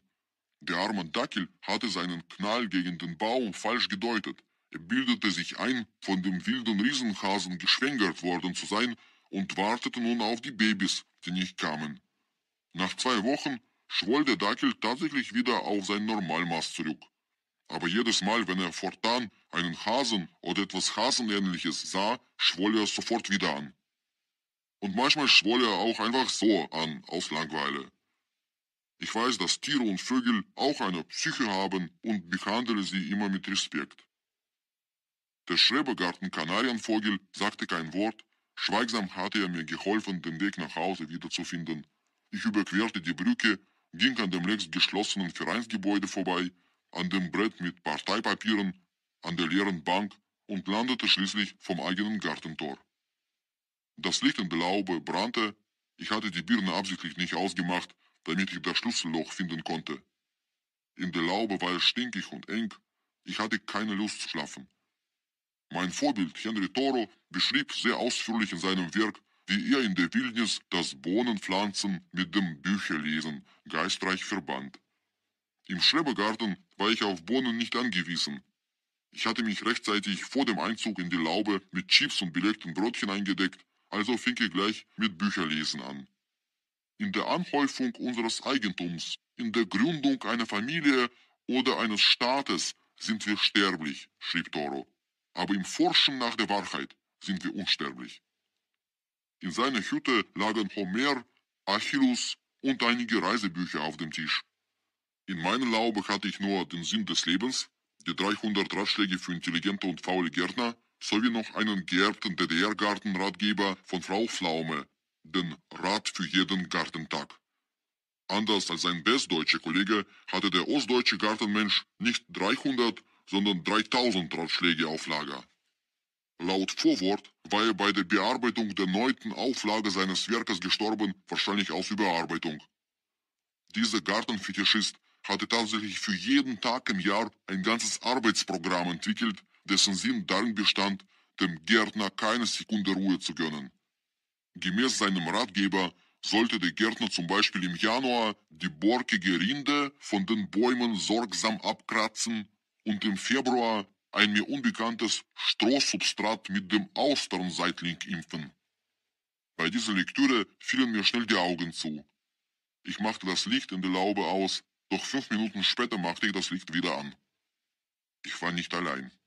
Eine äußerst muntere Gesellschaft, bestehend aus fliegenden und kriechenden Ameisen, Mücken, Spinnen, exotischen gelben Motten, die wahrscheinlich vom Licht meiner Lampe angezogen wurden, sowie grünen und gestreiften Schnecken, Käfer mit und ohne Flügel, kleinen, durchsichtigen Mistkerlen mit Haaren auf dem Rücken und etlichen anderen schwer zu beschreibenden Mikroorganismen, teilte mit mir die Bude. Die meisten benahmen sich friedlich, sie jagten und aßen einander, griffen mich aber nicht direkt an. Manche andere krabbelten auf mir rum und versteckten sich jedes Mal, wenn ich das Licht anmachte. In der Dunkelheit kamen sie aus ihren Verstecken und kitzelten mich. Es gab auch ganz Schlimme, die mich für ein Lebensmittel hielten. Sie tranken mein Blut. Ich versuchte den kleinen Biestern eine Lektion zu erteilen, um ihnen klarzumachen, wer hier der Chef und der Hauptpächter war. Im Kampf vergeht die Zeit schnell. Wie ein Leuchtturm stand mein Garten im grünen Meer der Fruchtbäume. Alle 10 Minuten ging das Licht in der Laube an und aus. Man hörte Schläge, Flüche, dann wieder Stille. Zweimal überlegte ich, den Rest der Nacht draußen unter dem Apfelbaum auf einer Matratze zu verbringen. Aber draußen gab es noch mehr Ungeziefer, im Gras und auf den Bäumen. Dazu kamen noch unsichtbare Vögel, die im Chor von allen Seiten ihr freies Leben in der wundervollen Welt, volle leckere Schnecken und Fliegen besangen. Als Pächter hatte ich keine Chance, in diesem natürlichen Chaos für Ordnung zu sorgen. Um 5 durchlöcherte die Sonne meine Laube von links nach rechts. Ich öffnete die Tür. Die Insekten, die mit mir in der Laube übernachtet hatten, flogen an die frische Luft, trafen auf ihre Artgenossen, die draußen im Garten übernachtet hatten, und tauschten laut ihre Erfahrungen aus. Ich steckte den Kopf unter eine kalte Dusche, schaute in den Spiegel, kratzte die Mückenstiche von der Stirn. Die Ereignisse der ersten Nacht konnten trotz allem meine Freude nicht verdunkeln, die mich beim Anblick des Sonnenaufgangs erfüllte. In der Natur scheint die Sonne besonders intensiv. Sie gab dem Schrebergarten alle Farben wieder, die Rosen wurden richtig gelb, die grünen Äpfel bekamen einen roten Anstrich, sogar die fetten Fliegen auf dem Tisch und das Stacheldraht auf dem Gartentor strahlten golden, sobald sie unter die frische Sonne gerieten. Leider waren die meisten Früchte und Beeren noch nicht reif für ein echtes Gartenfrühstück. Ich pflückte ein paar Erdbeeren, setzte mich in die Sonne, nahm das Buch Rat für jeden Gartentag, legte es mir aufs Gesicht und schlief noch einmal ein. Um 11:30 wurde ich von Herrn Kern, dem fleißigen Gärtner von gegenüber, geweckt, der im Trainingsanzug und mit aufgesetztem Fahrradhelm und Rasenmäher durch den Garten lief. Was macht der so früh an einem Wochentag im Garten, überlegte ich. Aus unseren früheren Gesprächen wusste ich, dass Herr Kern einer regelmäßigen Arbeit nachging. Als leitender Angestellter einer Bankgesellschaft musste er riskante Investitionen im Ausland und Finanzierungspläne für große Bauvorhaben prüfen, von Montag bis Freitag von 10 Uhr früh. Stattdessen mähte er seinen Rasen an einem Mittwoch um 12. Ich stellte mir vor, wie Herr Kern mit seinem Dienstwagen zur Arbeit fuhr, die Aufgaben in der Abteilung verteilte, den Computer anschaltete und die vielen Ordner über seinen Tisch zerstreute. Bin heute sehr beschäftigt, rief er seiner Sekretärin zu. Hab viele Termine außerhalb. Dann schloss er die Tür seines Büros, zog sein schickes schwarzes Sakko aus, holte einen Trainingsanzug aus dem Schrank, seinen Fahrradhelm und die Brille, lief durch die Hintertür runter an die frische Luft, stieg aufs Fahrrad und los ging's. Keine 20 Minuten später summte er schon mit dem Rasenmäher, wumms, wumms. Die Risikoinvestitionen und Finanzpläne mussten warten. Kurzerhand beschloss ich, den Nachbar zu besuchen. Er zeigte mir stolz seine großgewachsenen Kartoffeln, Radieschen, die etwas von Käfern angebissen waren, Zwiebeln und Erdbeeren. Auch zeigte er mir ein eigenhändig zubereitetes Knoblauchkonzentrat in einem großen Glas, mit dem er die Bäume gegen ihre natürlichen Feinde schützen wollte. Ich erzählte ihm von meinem Ärger mit dem Vereinsvorstand. Herr Kern hatte die Parteibeschlüsse auf dem schwarzen Brett auch gelesen. In seinen Augen las ich nun eine kleingartentypische Mischung aus Mitleid und Schadenfreude. Ich wollte nicht den Konflikt mit dem Vorstand unnötig verschärfen. Herr Kern erklärte sich bereit, mir zu helfen, die arme Korkenzieherweide zu fällen, obwohl sie niemandem etwas zuleide getan hatte. Aber so ist halt das Leben. Wir können deine Weide mit meiner Elektrosäge Stück für Stück abschneiden und dann mit meinem Häcksler zermahlen, überlegte Herr Kern laut. Ich habe da so ein Häcksler in der Laube. Sein Gerät der Marke Bosch verschluckte meine arme Korkenzieherweide innerhalb von Sekunden, zerkaute sie und spuckte die Überreste in eine Tüte. Anstelle des Baumes pflanzte ich sogleich 4 neue Erdbeerpflänzchen, indem ich Ableger von bereits dort wachsenden Erdbeeren nahm. Anschließend begoss ich den Garten gründlich und ging einkaufen. Die Brötchen waren alle. Auf dem Rückweg machte ich einen Schlenker und schaute im Straßenbahngarten vorbei. Die Bewohner dieser Parzelle konnte man schon auf halbem Weg deutlich hören. Das eine Kind war auf einen Baum geklettert, das andere hing an seinem Fuß. »Lass mich los«, schrie das eine. »Niemals«, schrie das andere. »Hör sofort auf«, schrie die Oma, dazu bellten die Hunde. Nur Frau Krause ließ sich nicht aus der Ruhe bringen. Sie saß auf der Terrasse, rauchte American Spirit und zählte die Erdbeeren auf dem Tisch. 184 Stück, strahlte sie, als ich näher kam. Und sie schmecken richtig nach Beeren, nicht wie diese Pampe aus der Kaufhalle. Habe ich dir schon erzählt, dass mein Mann eine Affäre hatte mit einer alten Frau aus Palermo? Ich hätte ihm so etwas nicht zugetraut. Er war nur einmal 3 Tage in Palermo und gleich eine Affäre. Jetzt schreibt er Briefe nach Palermo. Aber hinziehen möchte er nicht nach Palermo. Er sagt, ich sehe das alles falsch. Es war rein platonisch in Palermo, rein fleischlich. Keine Liebe also. So sind die Bräuche in Palermo. Die Mädels sind alle Feuer und Flamme in Palermo.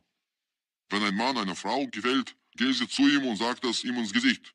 In Palermo. Sag mal, Renate, fragte ich meine Nachbarin, um sie von Palermo abzulenken. Wusstest du, dass dein Kanarienvogel Don Juan nachts durch die Kolonie spaziert? Ich habe ihn letzte Nacht ziemlich weit weg von hier, hinter dem Vereinsgebäude getroffen. Zurück in der Heimatlaube erwartete mich bereits meine ganze Familie. Die Kinder, die Frau und sogar die Schwiegermutter waren gekommen, um mich zu überreden, das Experiment mein Leben im Garten abzubrechen. Ehrlich gesagt war ich selbst nicht mehr scharf auf eine zweite Nacht inmitten der Insekten. Henry Toro hatte sicher mehr Ausdauer, mehr Entschlossenheit als ich. Er war aber auch ziemlich durchgeknallt, verbrachte sein Leben ohne Wein und ohne Frauen, predigte Enthaltsamkeit und bezeichnete faule Menschen als unreine Wesen. Ich bin dagegen der Meinung, dass der Faule manchmal mehr erkennt, während der Fleißige sich in seinem ständigen Tun bloß untergräbt. Außerdem sind fleißige Menschen dauernd schlecht gelaunt, weil sie glauben, unterfinanziert zu sein. Die Fleißigen haben in der Regel einen überempfindlichen Sinn für Gerechtigkeit, das macht sie zu schwierigen Menschen. Sie haben ständig das Gefühl, von den anderen hintergangen zu sein, die viel weniger arbeiten oder gar nichts tun und trotzdem mehr kriegen. Der Fleiß verdirbt den Charakter. In Deutschland steht Fleiß ganz oben in den Top 10 der Tugenden. Deswegen sind viele Deutsche dauerhaft schlecht gelaunt. Sie sagen, der frühe Vogel fängt den Wurm und schimpfen ständig über die Menschen, die gerne länger schlafen. Die Chinesen meinen dazu, nur der Vogel, der vorne fliegt, wird abgeschossen. Darüber sollen die deutschen Streber einmal nachdenken.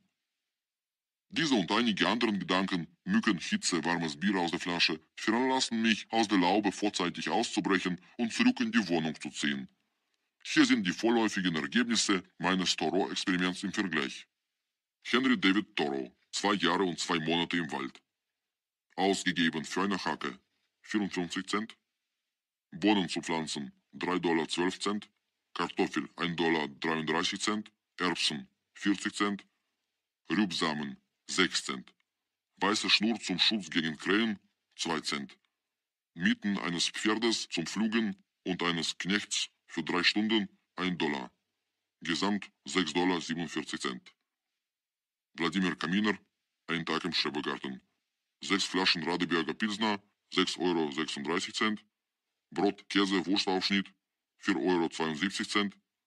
Chips Paprika, 70 Cent.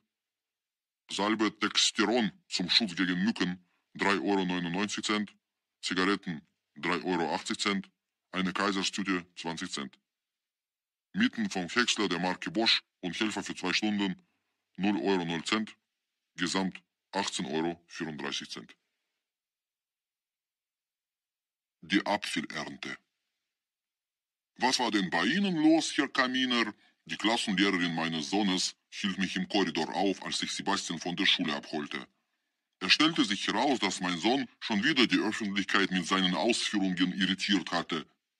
Am ersten Schultag hatte jeder in seiner Klasse die Aufgabe zu erzählen, wie er den Sommer verbracht hatte. Es sei der schrecklichste Foltersommer seines Lebens gewesen, erzählte Sebastian mit vibrierender Stimme. Russland sei total chaotisch. Jeden Tag hatte es bei Oma im Garten gebrannt.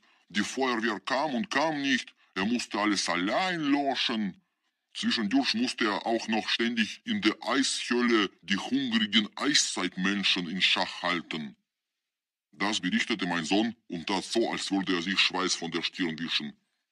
Ich war von seiner Auslegung des gemeinsamen Urlaubs etwas überrascht, versicherte jedoch der Lehrerin, dass Sebastian stark übertrieben hätte. In Wahrheit sei unsere Russlandreise völlig unspektakulär, geradezu ereignisleer verlaufen, klärte ich sie auf.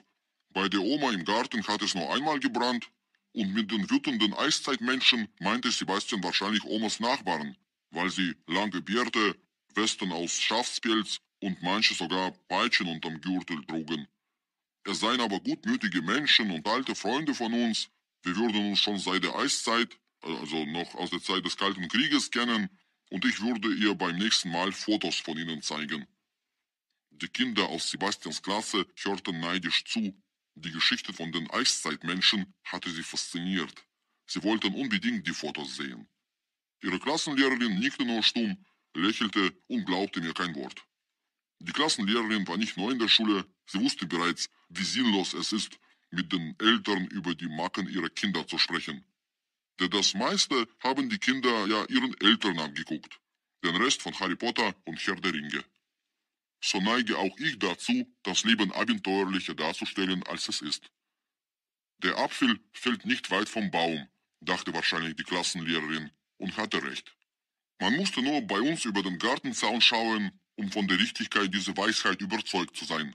Dort fielen die Äpfel täglich zu Hunderten runter und blieben unter den Bäumen liegen. Wir waren kaum imstande, das ganze Fallobst aufzusammeln. Der Kompostbehälter lief bereits über, die Mülltonne war ebenfalls mit den vergammelten Äpfeln überfordert und alle Eimer und Tüten in der Laube voll. Dabei sind wir so gut durch den Sommer gekommen. Der Rhabarberfrage wichen wir erfolgreich aus. Die Johannisbeerfrage wurde geklärt. Die Kirschen- und Pflaumenfrage mit den vereinten Kräften aller Familienangehörige beantwortet. Selbstgefällig dachten wir schon, nichts und niemand mehr könne unser Gartenleben aus dem Gleichgewicht bringen. Die Freude währte jedoch nicht lange. Eine gewaltige Apfelfrage bahnte sich am Horizont an, die uns unter den Äpfeln unseres eigenen Gartens zu begraben drohte. Ich rief Freunde und Verwandte an, flüchtige Bekannte und Schreibkollegen, das ganze Telefonbuch quer durch. Ich brauchte dringend Menschen, die Äpfel mochten und möglichst viel davon essen konnten. Meine Bemühungen waren nicht erfolgreich. Entweder waren die Freunde noch nicht aus dem Urlaub zurückgekehrt, oder sie mochten kein Obst. Allein meine Tante aus Kreuzberg freute sich über mein Angebot. Sie hätte um diese Jahreszeit früher in Odessa immer leckeren Apfelkuchen gebacken, meinte sie. Diese Tradition wollte sie nun in Berlin wiederbeleben, deswegen würde sie am Wochenende zu uns in den Garten kommen und 3 nehmen. Was 3? Schrie ich aufgeregt in den Hörer. 3 Säcke? 3 Zentner? Meine Tante wollte jedoch nur 3 Äpfel haben. Entgeistert platzte mir beinahe der Kragen. Zum Glück waren wir nicht alleine von der Apfelfrage bedroht. Alle Gärtner hatten Apfelbäume in ihren Parzellen. Guck mal, was die anderen damit machen, riet mir meine innere Stimme. Herr Kern erzählte, dass man zum Beispiel einen Kleinlaster mieten und die ganze Ernte zu einer Saftpresse nach Buchholz bringen könne. Dafür bekomme man Saft für 30 Cent die Flasche. Allerdings mischen sich dort deine Äpfel mit Fremden, fügte Herr Kern enttäuscht hinzu. Sie kommen alle in ein und dieselbe Presse, da man nie sicher sein kann, ob man seinen eigenen Saft oder den des Nachbarn in der Flasche hat. Günter Grass meinte, die Russen würden doch wohl wissen, was sich aus vergammelten Äpfeln am besten machen lässt. Dabei zwinkerte er mir unanständig zu. Ende August lebte unsere Gartenkolonie wieder auf. Vor allem die Gärtner, die Kinder in schulpflichtigem Alter hatten, waren rechtzeitig zu Schulbeginn aus dem Urlaub zurückgekehrt und sammelten nun bereits am Vormittag die runtergefallenen Äpfel auf. Sie krochen auf allen Vieren in ihren während des Urlaubs etwas verwilderten Gärten, anschließend mähten sie das nachgewachsene Gras. Herr Kern hatte sofort seinen Kampf mit dem Unkraut vor dem Gartentor wieder aufgenommen. Erstaunlicherweise war das Unkraut ausgerechnet dort am stärksten nachgewachsen, wo er dessen Wurzeln höchst präzise mit dem Gasbrenner verpollt hatte. Doch Herr Kern wirkte optimistisch. Sein Glaube an den Sieg über das Unkraut war nicht zu erschüttern. In Schweden, tollen Urlaub gehabt, erzählte er zwischendurch. Schweden ist ein Paradies. Die Luft, die Bäume, die absolute Ruhe, rollte er die Augen. Wie jedes Jahr hatte die Familie Kern die gleiche Holzhütte gemietet, 4 Kilometer vom nächsten Dorf entfernt, im ruhigen Teil Schwedens, wie Herr Kern betonte. Ich überlegte, wie wohl der unruhige Teil Schwedens aussehen mochte, konnte mir jedoch nichts Konkretes darunter vorstellen. Du hast recht, gab Herr Kern zu. Im Sommer ist in Schweden tote Hose, gar nichts los. Aber wir wollten auf Nummer sicher gehen. Keine Menschen, keine Autos, keine Flugzeuge am Himmel, die absolute Ruhe. Und den Kindern hat's auch gefallen. Die kleinen niedlichen Maispflanzen auf seinem Grundstück standen inzwischen 1,80 Meter hoch, seine Äpfel waren groß wie Kinderköpfe, die chinesische Biogartenlehre schien zu funktionieren. Auch die Familie Krause war in ihr Straßenbahngarten zurückgekehrt. Man hörte die Hunde von weitem bellen und die Kinder schreien. Herr Krause inspizierte nachdenklich den Unkrautdschungel. Er lief auf dem Grundstück umher. Frau Krause saß im Liegestuhl, in bunte tibetische Seidentücher gewickelt. Sie rauchte, trank Kaffee, las, schrieb und strickte gleichzeitig. Wir sind im Nordkaukasus beinahe für immer geblieben, erzählte ich. Und wie war es bei euch in Palermo? Wir waren gar nicht in Italien, erklärte Frau Krause. Sie hatten sich im letzten Moment doch für Polen entschieden.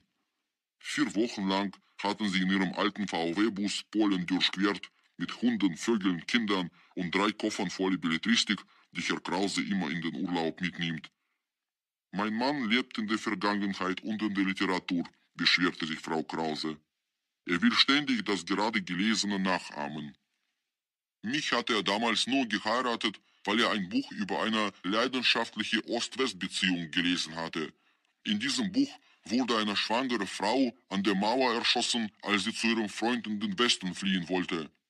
Als er das gelesen hatte, fuhr Herr Krause in den Osten und lernte die zukünftige Frau Krause kennen. Sie wurde jedoch nicht erschossen.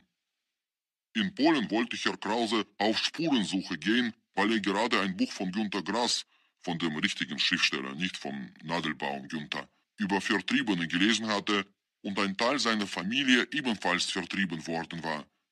Frau Krause schwärmte von Polen in höchsten Tönen. Die polnischen Hotelbesitzer seien viel flexibler als die Deutschen, meinte sie. Die heulenden Hunde und kreischenden Kinder hätten ihnen überhaupt nichts ausgemacht. Nur die Deutschen täten immer so, als könnten sie nur in absoluter Ruhe einschlafen. Sie würden einfach nicht einsehen wollen, dass jedes Leben Krach macht und nur der Tod leise ist, schimpfte sie und erinnerte an einen preußischen König, der nach dem Exerzieren seiner Regimente enttäuscht gemeint hatte, sehr schön, aber sie atmen. Ich kannte diesen Satz aus Russland, dort wird er dem Großfürsten Michael zugeschrieben. Wie ein Blitz war die Familie Krause durch Polen gefahren. Sie war an der deutschen Grenze rein und an der russischen wieder rausgekommen, aus dem polnischen Wald. Sie hielten dort an dem gestreiften Grenzhäuschen, begrüßten die russischen Soldaten davor und fuhren weiter in Richtung Ostsee. Dort mieteten sie für ihr ganzes Geld ein 12-Tonnen-Boot, weil Herr Krause gerade das Buch Schiffsbruch mit Tiger gelesen hatte und irrten damit dann eine Woche lang durch die kleinen Seen. Mit den Hunden, Vögeln und Kindern und den ganzen Nahrungsvorräten ähnelte ihr Boot einer modernen Arche Noah, auf der immer was los war. Die einheimischen Fischer machten einen großen Bogen um ihr Schiff, wenn es in öffentlichen Gewässern auf diese zusteuerte.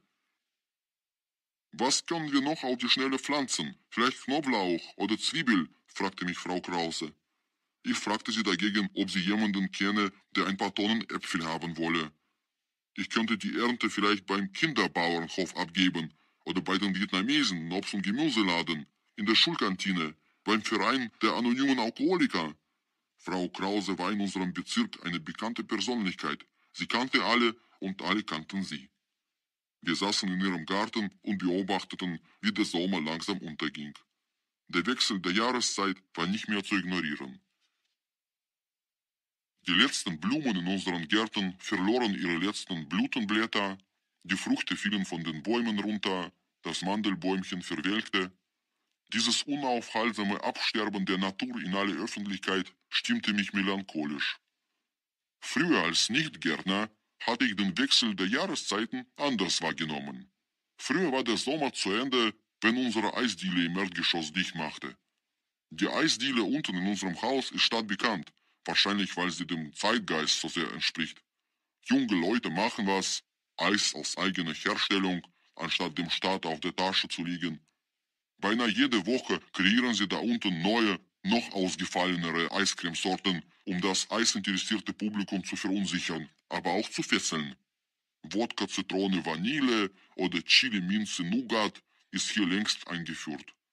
Die regionale Presse berichtete mehrmals lobend über diese Eisdiele und immer mehr eisessendes Volk sammelte sich unter unserem Fenster. An guten sonnigen Tagen konnte man keinen freien Platz mehr finden. Die 2 Bänke und 4 Stühle, die draußen vor der Eisdiele standen, waren rund um die Uhr besetzt. Von meinem Balkon aus hatte ich den ganzen Sommer durch die Möglichkeit, umfassendes Material über die Gewohnheiten und Vorlieben der einheimischen Eiscremeesser zu sammeln, um vielleicht später mal eine Doktorarbeit darüber zu schreiben. Es gibt in Deutschland 3 Arten Eis zu essen. Am stärksten verbreitet sind die Eisleckermenschen, die ihr Eis mit großer Sorgfalt konsequent von allen Seiten ablecken. Dabei strecken sie ihre Zunge so weit wie möglich raus und lächeln ihre Nachbarn an, als ob sie alle zu einer Leckorgie einladen wollen. Die zweitgrößte Gruppe bilden die Eisbeißer. Diejenigen, die erstmal lange ihr Eis anschauen, bevor sie zulangen. In der Regel beißen sie gleich als erstes ein großes Stück ab. Dann sitzen sie manchmal sehr lange mit vollem Mund und schauen ernst, als ob sie sagen wollen, dich beiße ich vielleicht auch noch. Die dritte und kleinste Gruppe von Eisessern sind die Fingeresser. Menschen, die sich mit Fingern und sogar mit der Nase helfen, mit dem Eis fertig zu werden. Das machen vor allem Grundschulkinder, Rentner und Aktionskünstler. Der Gerechtigkeit halber muss hier aber noch eine 4. Gruppe erwähnt werden, zu der auch ich gehöre. Das sind all die Menschen, die gar kein Eis essen, aber gern auf dem Balkon sitzen und beobachten, wie andere Leute Eis essen. Unsere Eisdiele ist wie kein anderes Geschäft vom Wetter abhängig. Kaum fängt es an zu regnen, geht das Geschäft zurück. Als ersten verschwinden die Lecker, dann die Beißer, dann die Fingermenschen. Die Bänke werden schließlich gar nicht mehr draußen ausgeklappt und jeden Tag steht ein Stuhl weniger auf der Straße. Bis eines Tages das Eisdielenfenster geschlossen bleibt, die Reklame abgeklebt und der letzte Stuhl reingetragen ist. Die Passanten ziehen fast ohne hinzugucken daran vorbei, dann weiß jeder im Haus, es ist aus mit dem Sommer. Am letzten Samstag im August feierte unsere Schrebergartenkolonie ihr 110-jähriges Jubiläum. Auf der Ankündigung empfahl der Vorstand allen Gartenfreunden, ihre Parzellen sauber zu machen und ordentlich zu schmücken. Mein Nachbar Günther Grass, dessen Superkürbis inzwischen fast so groß wie seine Laube war, schmückte seinen Garten mit Luftballons und einer DDR-Pfanne. Ich ging sofort ebenfalls Luftballons kaufen. 110 Jahre, das ist ein rundes Jubiläum. Anscheinend gehörte unsere Kolonie zu den ersten in Deutschland, zu den Vorläufern der heutigen Gartenbewegung. Nicht umsonst hatte Herr Krause neulich in seinem Garten einen Pfennig aus der Vorkriegszeit und einen sowjetischen Rubel gefunden, als er nach der Lektüre der neuen Schliemann-Biografie eine kleine Ausgrabung im Garten unternahm.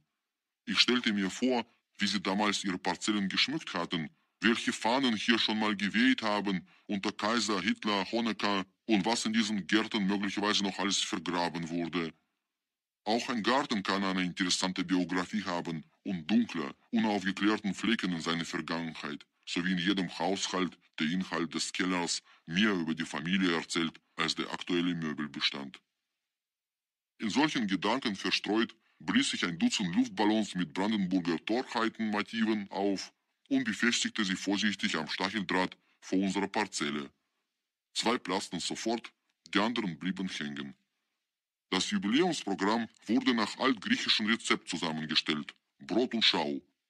Geplant hatte man das Wecken der Parzellen mit Pauken und Trompeten, Kaffee und Kuchen, Kindertheater, Sportwettkämpfe, Dartspielwettbewerbe, Auftritt eines Zauberers, Eisbein aus der Gulaschkanone, einen Tanzball mit dem DJ Gartenzwerg. Mich interessierte vor allem das Theaterstück Die wilde Prinzessin, das Frau Krause persönlich schreiben, inszenieren und spielen wollte. Ich kannte meine Nachbarin bereits als eine aktive Gärtnerin, als eine politisch äußerst engagierte Bürgerin, als liebende Mutter und eifersüchtige Ehefrau, als Tierschützerin, Veterinärin und als Vorsitzende des Elternrates. Ich wusste, dass es in unserem Bezirk keine Bürgerinitiative und keinen Verein gibt, in dem sie nicht aktives Mitglied ist. Ich wusste auch bereits, dass sie Harfen- und Strickunterricht nimmt. Auf einer Theaterbühne hatte ich sie jedoch noch nie gesehen. Da ich früher selbst ein engagierter Kindertheaterspieler war, wusste ich, welche enorme Verantwortung dieser Beruf mit sich bringt. Meine letzte Rolle in einem Kindertheaterstück endete nebenbei bemerkt mit einem Brand und einer Anzeige wegen vorsätzlicher Ruhestörung.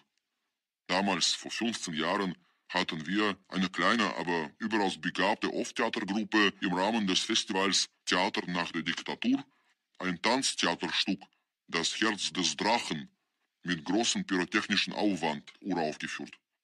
Und zwar mit freundlicher Unterstützung der damaligen Kulturbeauftragten des Bezirks, die sogar selbst an dem Abend bis auf die Unterwäsche mit abgebrannt war, weil der Pyrotechniker verschlafen hatte und von uns niemand so genau wusste, wo er seine Einsätze, Feuerwerkskörper und kleine Bömmchen platziert hatte. Ich spielte damals den Drachen mit Herz. Es ging um eine unglückliche Liebesbeziehung. Die Rolle war zum Teil autobiografisch angelegt, obwohl ohne Text. Ich spuckte Feuer und wurde am Ende von den Soldaten der königlichen Garde hingerichtet. Noch heute habe ich Phantomschmerzen im ganzen Körper, wenn ich an meinen damaligen Theatereinsatz denke. Das Theaterstück von Frau Krause sollte jedoch kein pyrotechnisches Tanztheater werden. Ich stellte es mir eher als ein philosophisches Drama mit Gesangelementen vor. Das Stück sollte um 15 Uhr Berliner Zeit zur Freude aller Kinder auf der großen Wiese vor dem Vereinsheim aufgeführt werden. Am Jubiläumsvormittag nieselte es, wie beinahe an jedem Tag in diesen Augusttagen. Die Parzellen wirkten übersauber und feierlich, alle Gartenfreunde saßen bereits auf der Wiese. Man konnte schon von weitem Musik, Kindergeschrei und die kräftige Stimme von Frau Krause hören. Wir kamen ein wenig zu spät, die Eisbeine waren schon alle. Im Zentrum der Wiese, auf den besten Plätzen, saßen die Ältesten der Gemeinde an einem runden Plastiktisch unter einem großen Pellmellschirm. Vor sich auf dem Tisch hatten die Ältesten eine Burg aus leeren Kümmerlingfläschchen aufgebaut, die unglaubwürdig hoch war. Gemessen an ihrer Höhe konnte man meinen, dass die Kolonisten seit Gründung der Kleingartenkolonie an diesem Architekturwunder gearbeitet hatten, mit der Aussicht, früher oder später ganz in diese Kümmerlingburg einzuziehen. Die jüngeren Gärtner sorgten für den Nachschub, der gleich kistenweise auf den Tisch kam. Trotz des Kümmerlingsrausches, oder vielleicht gerade deswegen, starrten die Trinker wie gebannt auf die Bühne, wo Frau Krause, verkleidet als Pipi Langstrumpf, herumlief. Weil das Mikrofon kaputt, die Kinder zu laut und Frau Krause zu aufgeregt war, konnte ich den Text des Märchens nicht richtig verstehen. Die Schauspielerin wirkte nervös und von ihrem Publikum im Stich gelassen, obwohl die Kümmerlingstrinker ihr durchaus wohlwollend zuschauten und bestimmt auch mit beiden Händen geklatscht hätten, wenn sie dazu noch fähig gewesen wären. Bei den Kindern stieß das Stück dagegen auf Desinteresse. Sogar die eigene Tochter von Frau Krause weigerte sich zuzuschauen. »Ich kann's nicht mehr sehen«, quengelte sie. »Mama spielt das Stück schon ewig und zu jedem Anlass. Im Kindergarten, in der Schule, bei meinem Geburtstag. Praktisch überall. Ich will, dass sie endlich ein neues Stück schreibt«, meinte die Tochter, während ihre Mutter durch die Wiese lief und »Wo ist mein Hubschrauber?« schrie. Das Stück neigte sich dem Ende zu. Frau Krause stolperte über das Mikrofonkabel und verschwand von der Bühne. Währenddessen führten wir mit Herr Krause ein anregendes Gespräch über Bücher. Genau wie ich war er abergläubisch, was die Literatur betrifft. Auch er wusste, dass es Bücher gibt, die Unglück bringen. In seinem Fall war der Roman Das Parfüm ein solcher Unglücksbringer. Jeder, dem dieses Buch nicht gefiel, hatte zu leiden, aber nur, wenn man seinen Unmut darüber öffentlich äußerte. Entweder hatte man einen Autounfall oder eine schlimme Allergie oder einem wurde gekündigt. Mir hat diese Geschichte über den durchgeknallten Riecher überhaupt nicht gefallen, aber ich würde das niemals öffentlich zugeben, flüsterte mir Herr Krause ins Ohr. Seine Frau kam an den Tisch, sie war mit dem Theaterspielen fertig, fix und fertig. In dem ganzen Durcheinander hatte ich so gut wie nichts vom Stück mitbekommen, nur über Gespräche mit anderen Kolonisten, ihren Kindern und einigen Mitgliedern des Vorstands gelang es uns, die Handlung zu rekonstruieren. Das Mono-Kindertheaterstück Wilde Prinzessin von Frau Krause. Es war einmal eine Prinzessin, sie lebte zusammen mit vielen kranken Tieren, sie hatte einen gleichen Knall. Sie stand mit Sonnenaufgang auf und ging durch die Schrebergärten spazieren. Jedes Mal, wenn sie ein krankes Tier traf, ob Elefant oder Maus, nahm sie es in ihre Parzelle mit. Auch Vögel, die nicht richtig fliegen konnten, und zerfledderte Menschen fanden bei ihr Unterschlupf und zu essen. Alle Erniedrigten dieser Welt wussten darüber Bescheid und legten sich extra auf die große Wiese vor dem Vereinsheim der Schrebergartenkolonie, damit die Prinzessin über sie stolperte. Eines Tages ging die Sonne nicht auf, die wilde Prinzessin verschlief und alle kranken Tiere und maroden Menschen waren tot. Damit das nicht noch einmal passierte, besorgte sich die Prinzessin einen Hubschrauber und flog jeden Morgen steil nach oben, um die Sonne zu wecken. Es lief eine Zeit lang gut, bis ein böser Hase ihren Hubschrauber aus Langeweile klaute. Es war gerade ihr Geburtstag, deswegen regte sich die wilde Prinzessin besonders heftig darüber auf. »Wo ist mein Hubschrauber?« rief sie immer wieder, lief hilflos umher, stolperte über das Mikrofonkabel und fiel hin. Aber niemand merkte was. Die kranken Tiere und ledierten Menschen feierten weiter.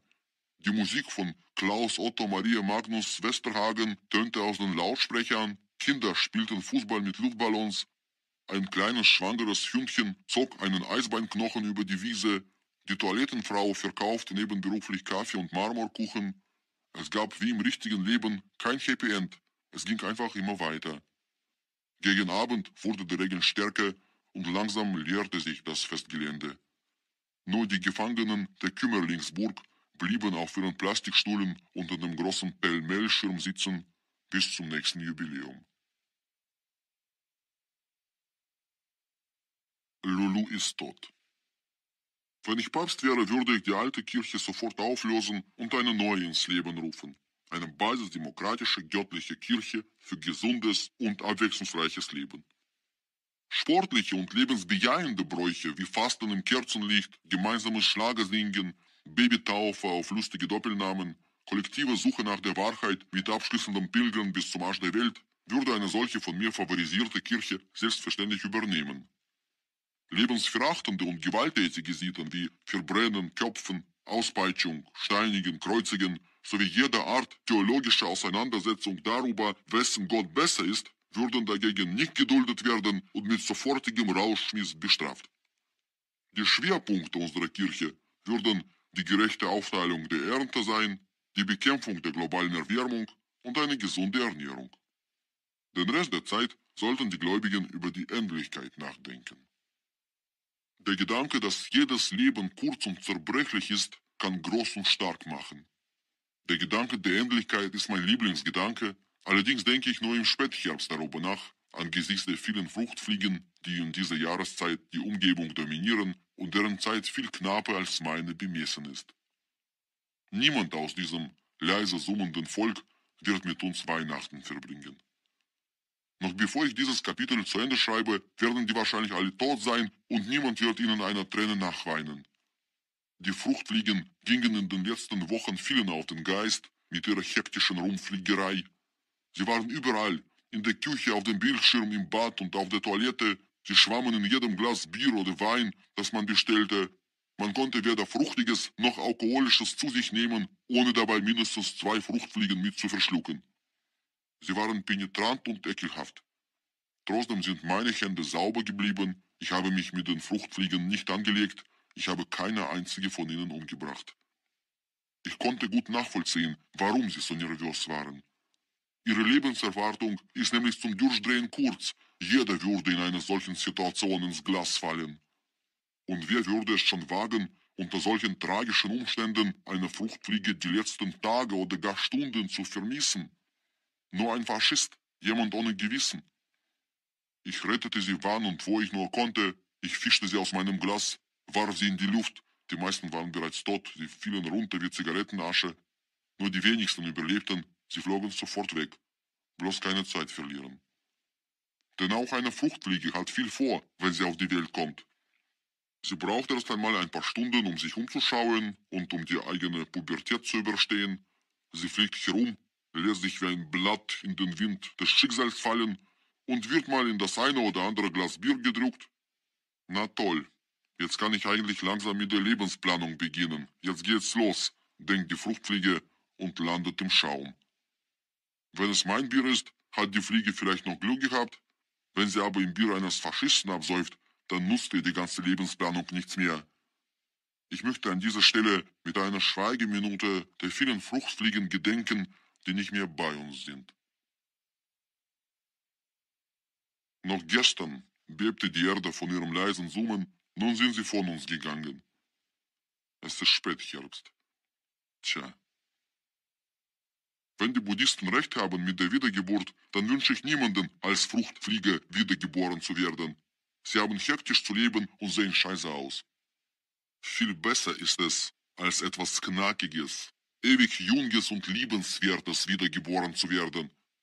Nur was kann das sein? Fischstäbchen vielleicht.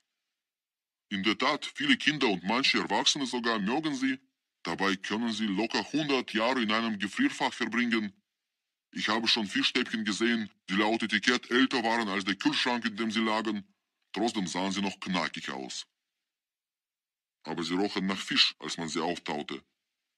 Wer will schon sein Leben lang nach Fisch riechen, ohne einer zu sein? Eigentlich schmecken die Fischstäbchen nach Pappe und sie sehen nicht wirklich gut aus. Die Kinder lieben sie trotzdem. Sie lieben sie nicht für irgendwelche besondere Eigenschaften, sondern aus reinem Herzen, einfach so. Die echte Liebe ist immer unvernünftig. Sie kommt dem eigenen Vorteil zum Trotz. Deswegen spielt es in dieser Liebe überhaupt keine Rolle, wie Fischstäbchen wirklich schmecken.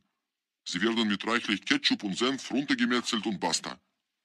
In früheren Zeiten, als sich 3 Generationen noch regelmäßig sahen, beim Frühstück, Mittagessen und Abendbrot nebeneinander am Tisch saßen, konnten die Kinder ihre Liebe direkt an ihre Eltern adressieren.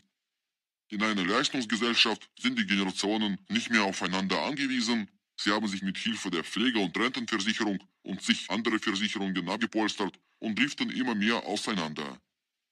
So spielen auch die Eltern in der Realität ihrer Kinder kaum noch eine Rolle. Ihre ersten Begegnungen mit dem Leben und dem Tod finden jenseits der Familie statt. Die Fischstäbchen ersetzen die erste Liebeserfahrung, die erste Begegnung mit dem Tod, für den früher der Großvater verantwortlich war, der im Krieg am Bein verletzte, halbtaube, röchelnd hustende Großvater, der während des Essens immer den Ehrenplatz am Tisch bekam und irgendwann mal starb. Dann lag er festlich bekleidet und ungewöhnlich ruhig, mit kreidebleichem Gesicht auf eben diesem Mittagstisch zum Abschied freigegeben und sorgte für erste gruselige Todeserfahrungen bei der heranwachsenden Generation. Seitdem aber die Großväter in Altersheime verfrachtet werden, sobald sie ein Anzeichen von Schwäche zeigen, hat in den meisten Haushalten das Meerschweinchen die Rolle des Großvaters übernommen. Das Meerschweinchen ist zum einen äußerst subtil, zum anderen neugierig. Diese explosive Mischung sorgt dafür, dass die Meerschweinchen und der Tod Hand in Hand gehen. Wenn die Großväter sterben, sind sie in der Regel alt und in der Welt herumgekommen. Die Meerschweinchen sterben dagegen oft jung und unerfahren, wie Rockmusiker. Nichts tun die Meerschweinchen lieber, als an Stromkabeln zu knabbern. Es liegt ihnen sehr, sich an Orte zu begeben, von denen aus es keine Rückkehr mehr gibt. Ich kannte Meerschweinchen, die in eine Mikrowelle eingeschlafen waren, und Meerschweinchen, die es geschafft hatten, ihre Nase in einen Papiervernichter zu stecken. Ich erinnere mich außerdem an eine Meerschweinchenfamilie, die in ihrem kleinen Strohhäuschen auf dem Balkon während des großen Festes von einer Silvesterrakete getroffen wurde. Bagdad war nichts dagegen. In der Regel nimmt das Kind den Verlust des Meerschweinchens viel tragischer auf als den Verlust des Großvaters, weil die Meerschweinchen niedliche und in jeder Hinsicht bemitleidenswerter sind. Doch dies gilt nur für das eigene Tier. Wenn die Kinder anderen Kindern über ihren schmerzhaften Verlust erzählen, dann lachen die anderen Kinder sie bloß herzlos aus. Mama steht in der Küche und sagt nichts. Papa schaut aus dem Fenster und sagt nichts. Ich dachte, Lulu schläft, aber sie schlief nicht. Einen ganzen Tag lang berichtete die Tochter von Frau Beere über den Tod ihres Meerschweinchens und ging damit allen auf die Nerven. Wie alt war es denn? Hat es eine Ohrenschmalzentzündung? Frag deine Mutter, sie kauft dir ein neues, kicherten die anderen Schrebergartenkinder und brachten die Tochter von Beere dadurch noch mehr zum Weinen. Die Kinder sind anscheinend unfähig zu Mitleid.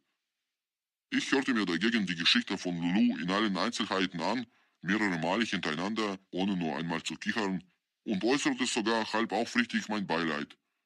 Lulu wurde 3 Jahre alt. Sie hatte sich beim Spielen an einer Playmobil-Figur verschluckt. Ich kannte Lulu nicht gut. Ich habe sie einmal im Garten von Frau Beere gesehen. Die Tochter von Beere nahm ihr Meerschweinchen manchmal in den Garten mit. Lulu sah damals komplett überfordert aus. Sie freute sich wahrscheinlich über die frische Luft, wusste aber überhaupt nicht, wohin mit der plötzlichen Freiheit.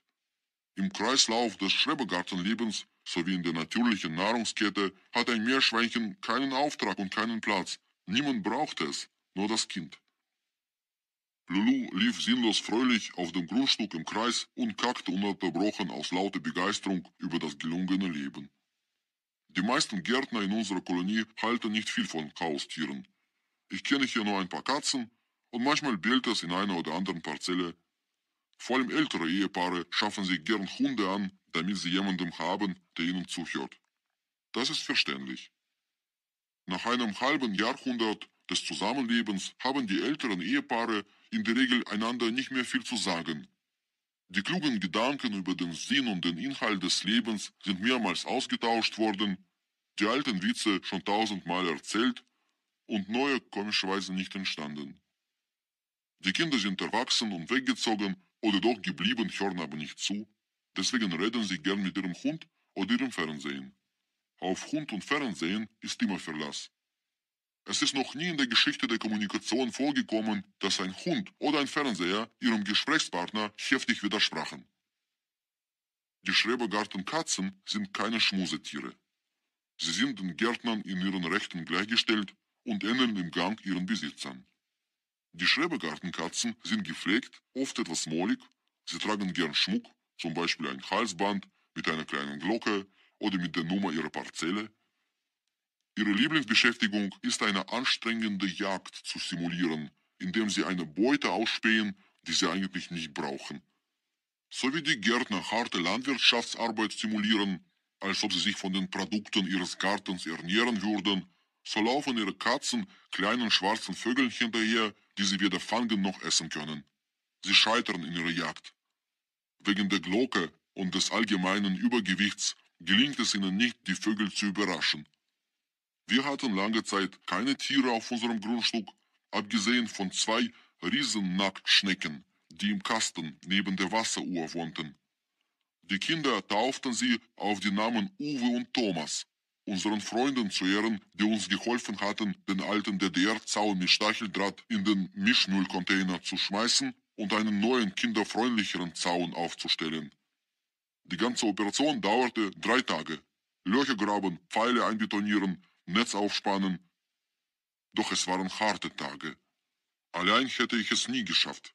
Die beiden Männer nahmen die Sache sehr ernst. Niemand von uns hatte früher einen Schrebergartenzaun aufgestellt Jeder hatte eine eigene Vorstellung davon.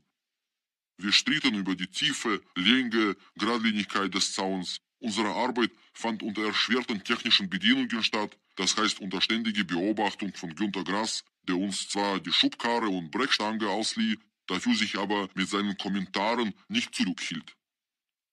Die größte Frage des Zaunbaus ist, wie viel Beton gegossen werden muss, damit die Pfeiler sicher stehen. Noch Tage danach verschickte Uwe an Thomas SMS mit solchen Provokationen wie »Deine Pfeile alle umgefallen, meine stehen noch« und umgekehrt. Der Zaun ist uns letzten Endes gut gelungen, auf meinen Vorschlag auch gleich das Dach in der Laube zu erneuern, wenn wir schon sowieso alle hier sind, reagierten die beiden Freunde mit Rückzug. Der eine erinnerte sich plötzlich an einen wichtigen Termin zum Schachspielen, der andere musste dringend ins Stadion Fußball gucken. Meine Freunde hatten keine Lust auf Gartenarbeit. Sie drückten sich davor, woraufhin wir fortan unsere Nacktschnecken nach ihnen benannten. Die Kinder versuchten sie in ihre Spiele einzubeziehen, doch die Nacktschnecken waren wahrscheinlich 100 Jahre alt. Sie wollten nicht spielen. Während Uwe noch gelegentlich seine Hörner ausstreckte, bewegte sich Thomas überhaupt nicht. Im Oktober kam Mia. Zuerst einmal sah ich eine große Walnussschale unter dem Apfelbaum auf unserer Wiese liegen. Merkwürdig, dachte ich. Wir haben keine Walnussbäume auf unserem Grundstück. Auch essen wir keine Walnüsse. Ich konnte mir nicht vorstellen, dass meine Nachbarn ihre Walnussschalen zu uns über den Zaun schmissen. Am nächsten Tag fanden wir noch mehr Walnussschalen unter dem Apfelbaum, daneben ein tiefes Loch, das über Nacht entstanden war. Ein fremdes Wesen hatte sich in unserem Garten einquartiert. Mein Sohn tippte auf eine menschenfressende Riesenkakerlake, meine Tochter auf ein unterirdisches Eichhörnchen, meine Frau auf eine Maus. Wir kauften eine Packung Walnüsse und legten 18 Nüsse neben dem Erdloch. Über Nacht waren 11 von 18 weg, einfach verschwunden, aufgegessen oder eingebuddelt von unserem Schrebergartentier, das wir inzwischen Mia nannten. Mia zeigte sich sehr hungrig, wahrscheinlich kam sie aus Afrika, vielleicht aber auch von Nordpol. Sie vernichtete in kürzester Zeit jede Menge Nüsse, Pommes, Chips und darüber hinaus auch so ziemlich alles, was die Kinder ihr neben ihrem Versteck auslegten, blieb aber weiterhin unsichtbar. Ich erzählte Günter Grass von unserem neuen Haustier, ebenfalls gezielte Tötung durch Vergiftung. Letztes Jahr habe auch er Mäuse in der Laube gehabt. Er behandelte sie mit einer guten Chemikalie. Nur einmal spritzte er die Ecken seiner Laube damit aus, seitdem ist keine Mäusekacke mehr zu sehen. Er hätte noch jede Menge von der Chemikalie übrig und könnte mir ein paar Liter davon für umsonst geben. Ich verzichtete und erzählte, dass wir die Maus im Garten gerne behalten würden. Das habe er noch nie gesehen, schüttelte Günter Grass den Kopf, dass man die Mäuse im eigenen Garten füttert. Trotz der globalen Erwärmung wurde es im November doch etwas kälter. Mia verschwand aus dem Garten, gleich nachdem der erste Schnee fiel. Der deutsche Pünktlichkeitsschnee am 13. November, der sich innerhalb von Stunden auflöste und eher als eine Warnung über unmittelbar bevorstehenden Winter zu verstehen war. Wahrscheinlich ist Mia in den Süden gegangen, nach Dahlem, wo es das ganze Jahr über genug zu knabbern gibt. Die Kolonie bereitete sich auf den Winter vor, die Wasseruhren wurden abgelesen, die letzten Früchte aufgesammelt. Es war auch für mich an der Zeit, meinen Schrebergartenroman zu beenden. Ich überlegte, was ist nun die Botschaft dieser Arbeit? Wer war Dr. Schreber wirklich? Warum Rhabarber?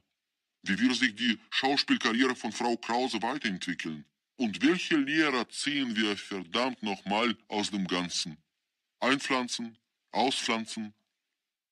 Ich sprach meinen Nachbar Herr Kern an, der wusste, dass ich einen Schrebergartenroman schreibe, ob er vielleicht eine Idee für das Ende hätte. Dies ist noch nicht das Ende.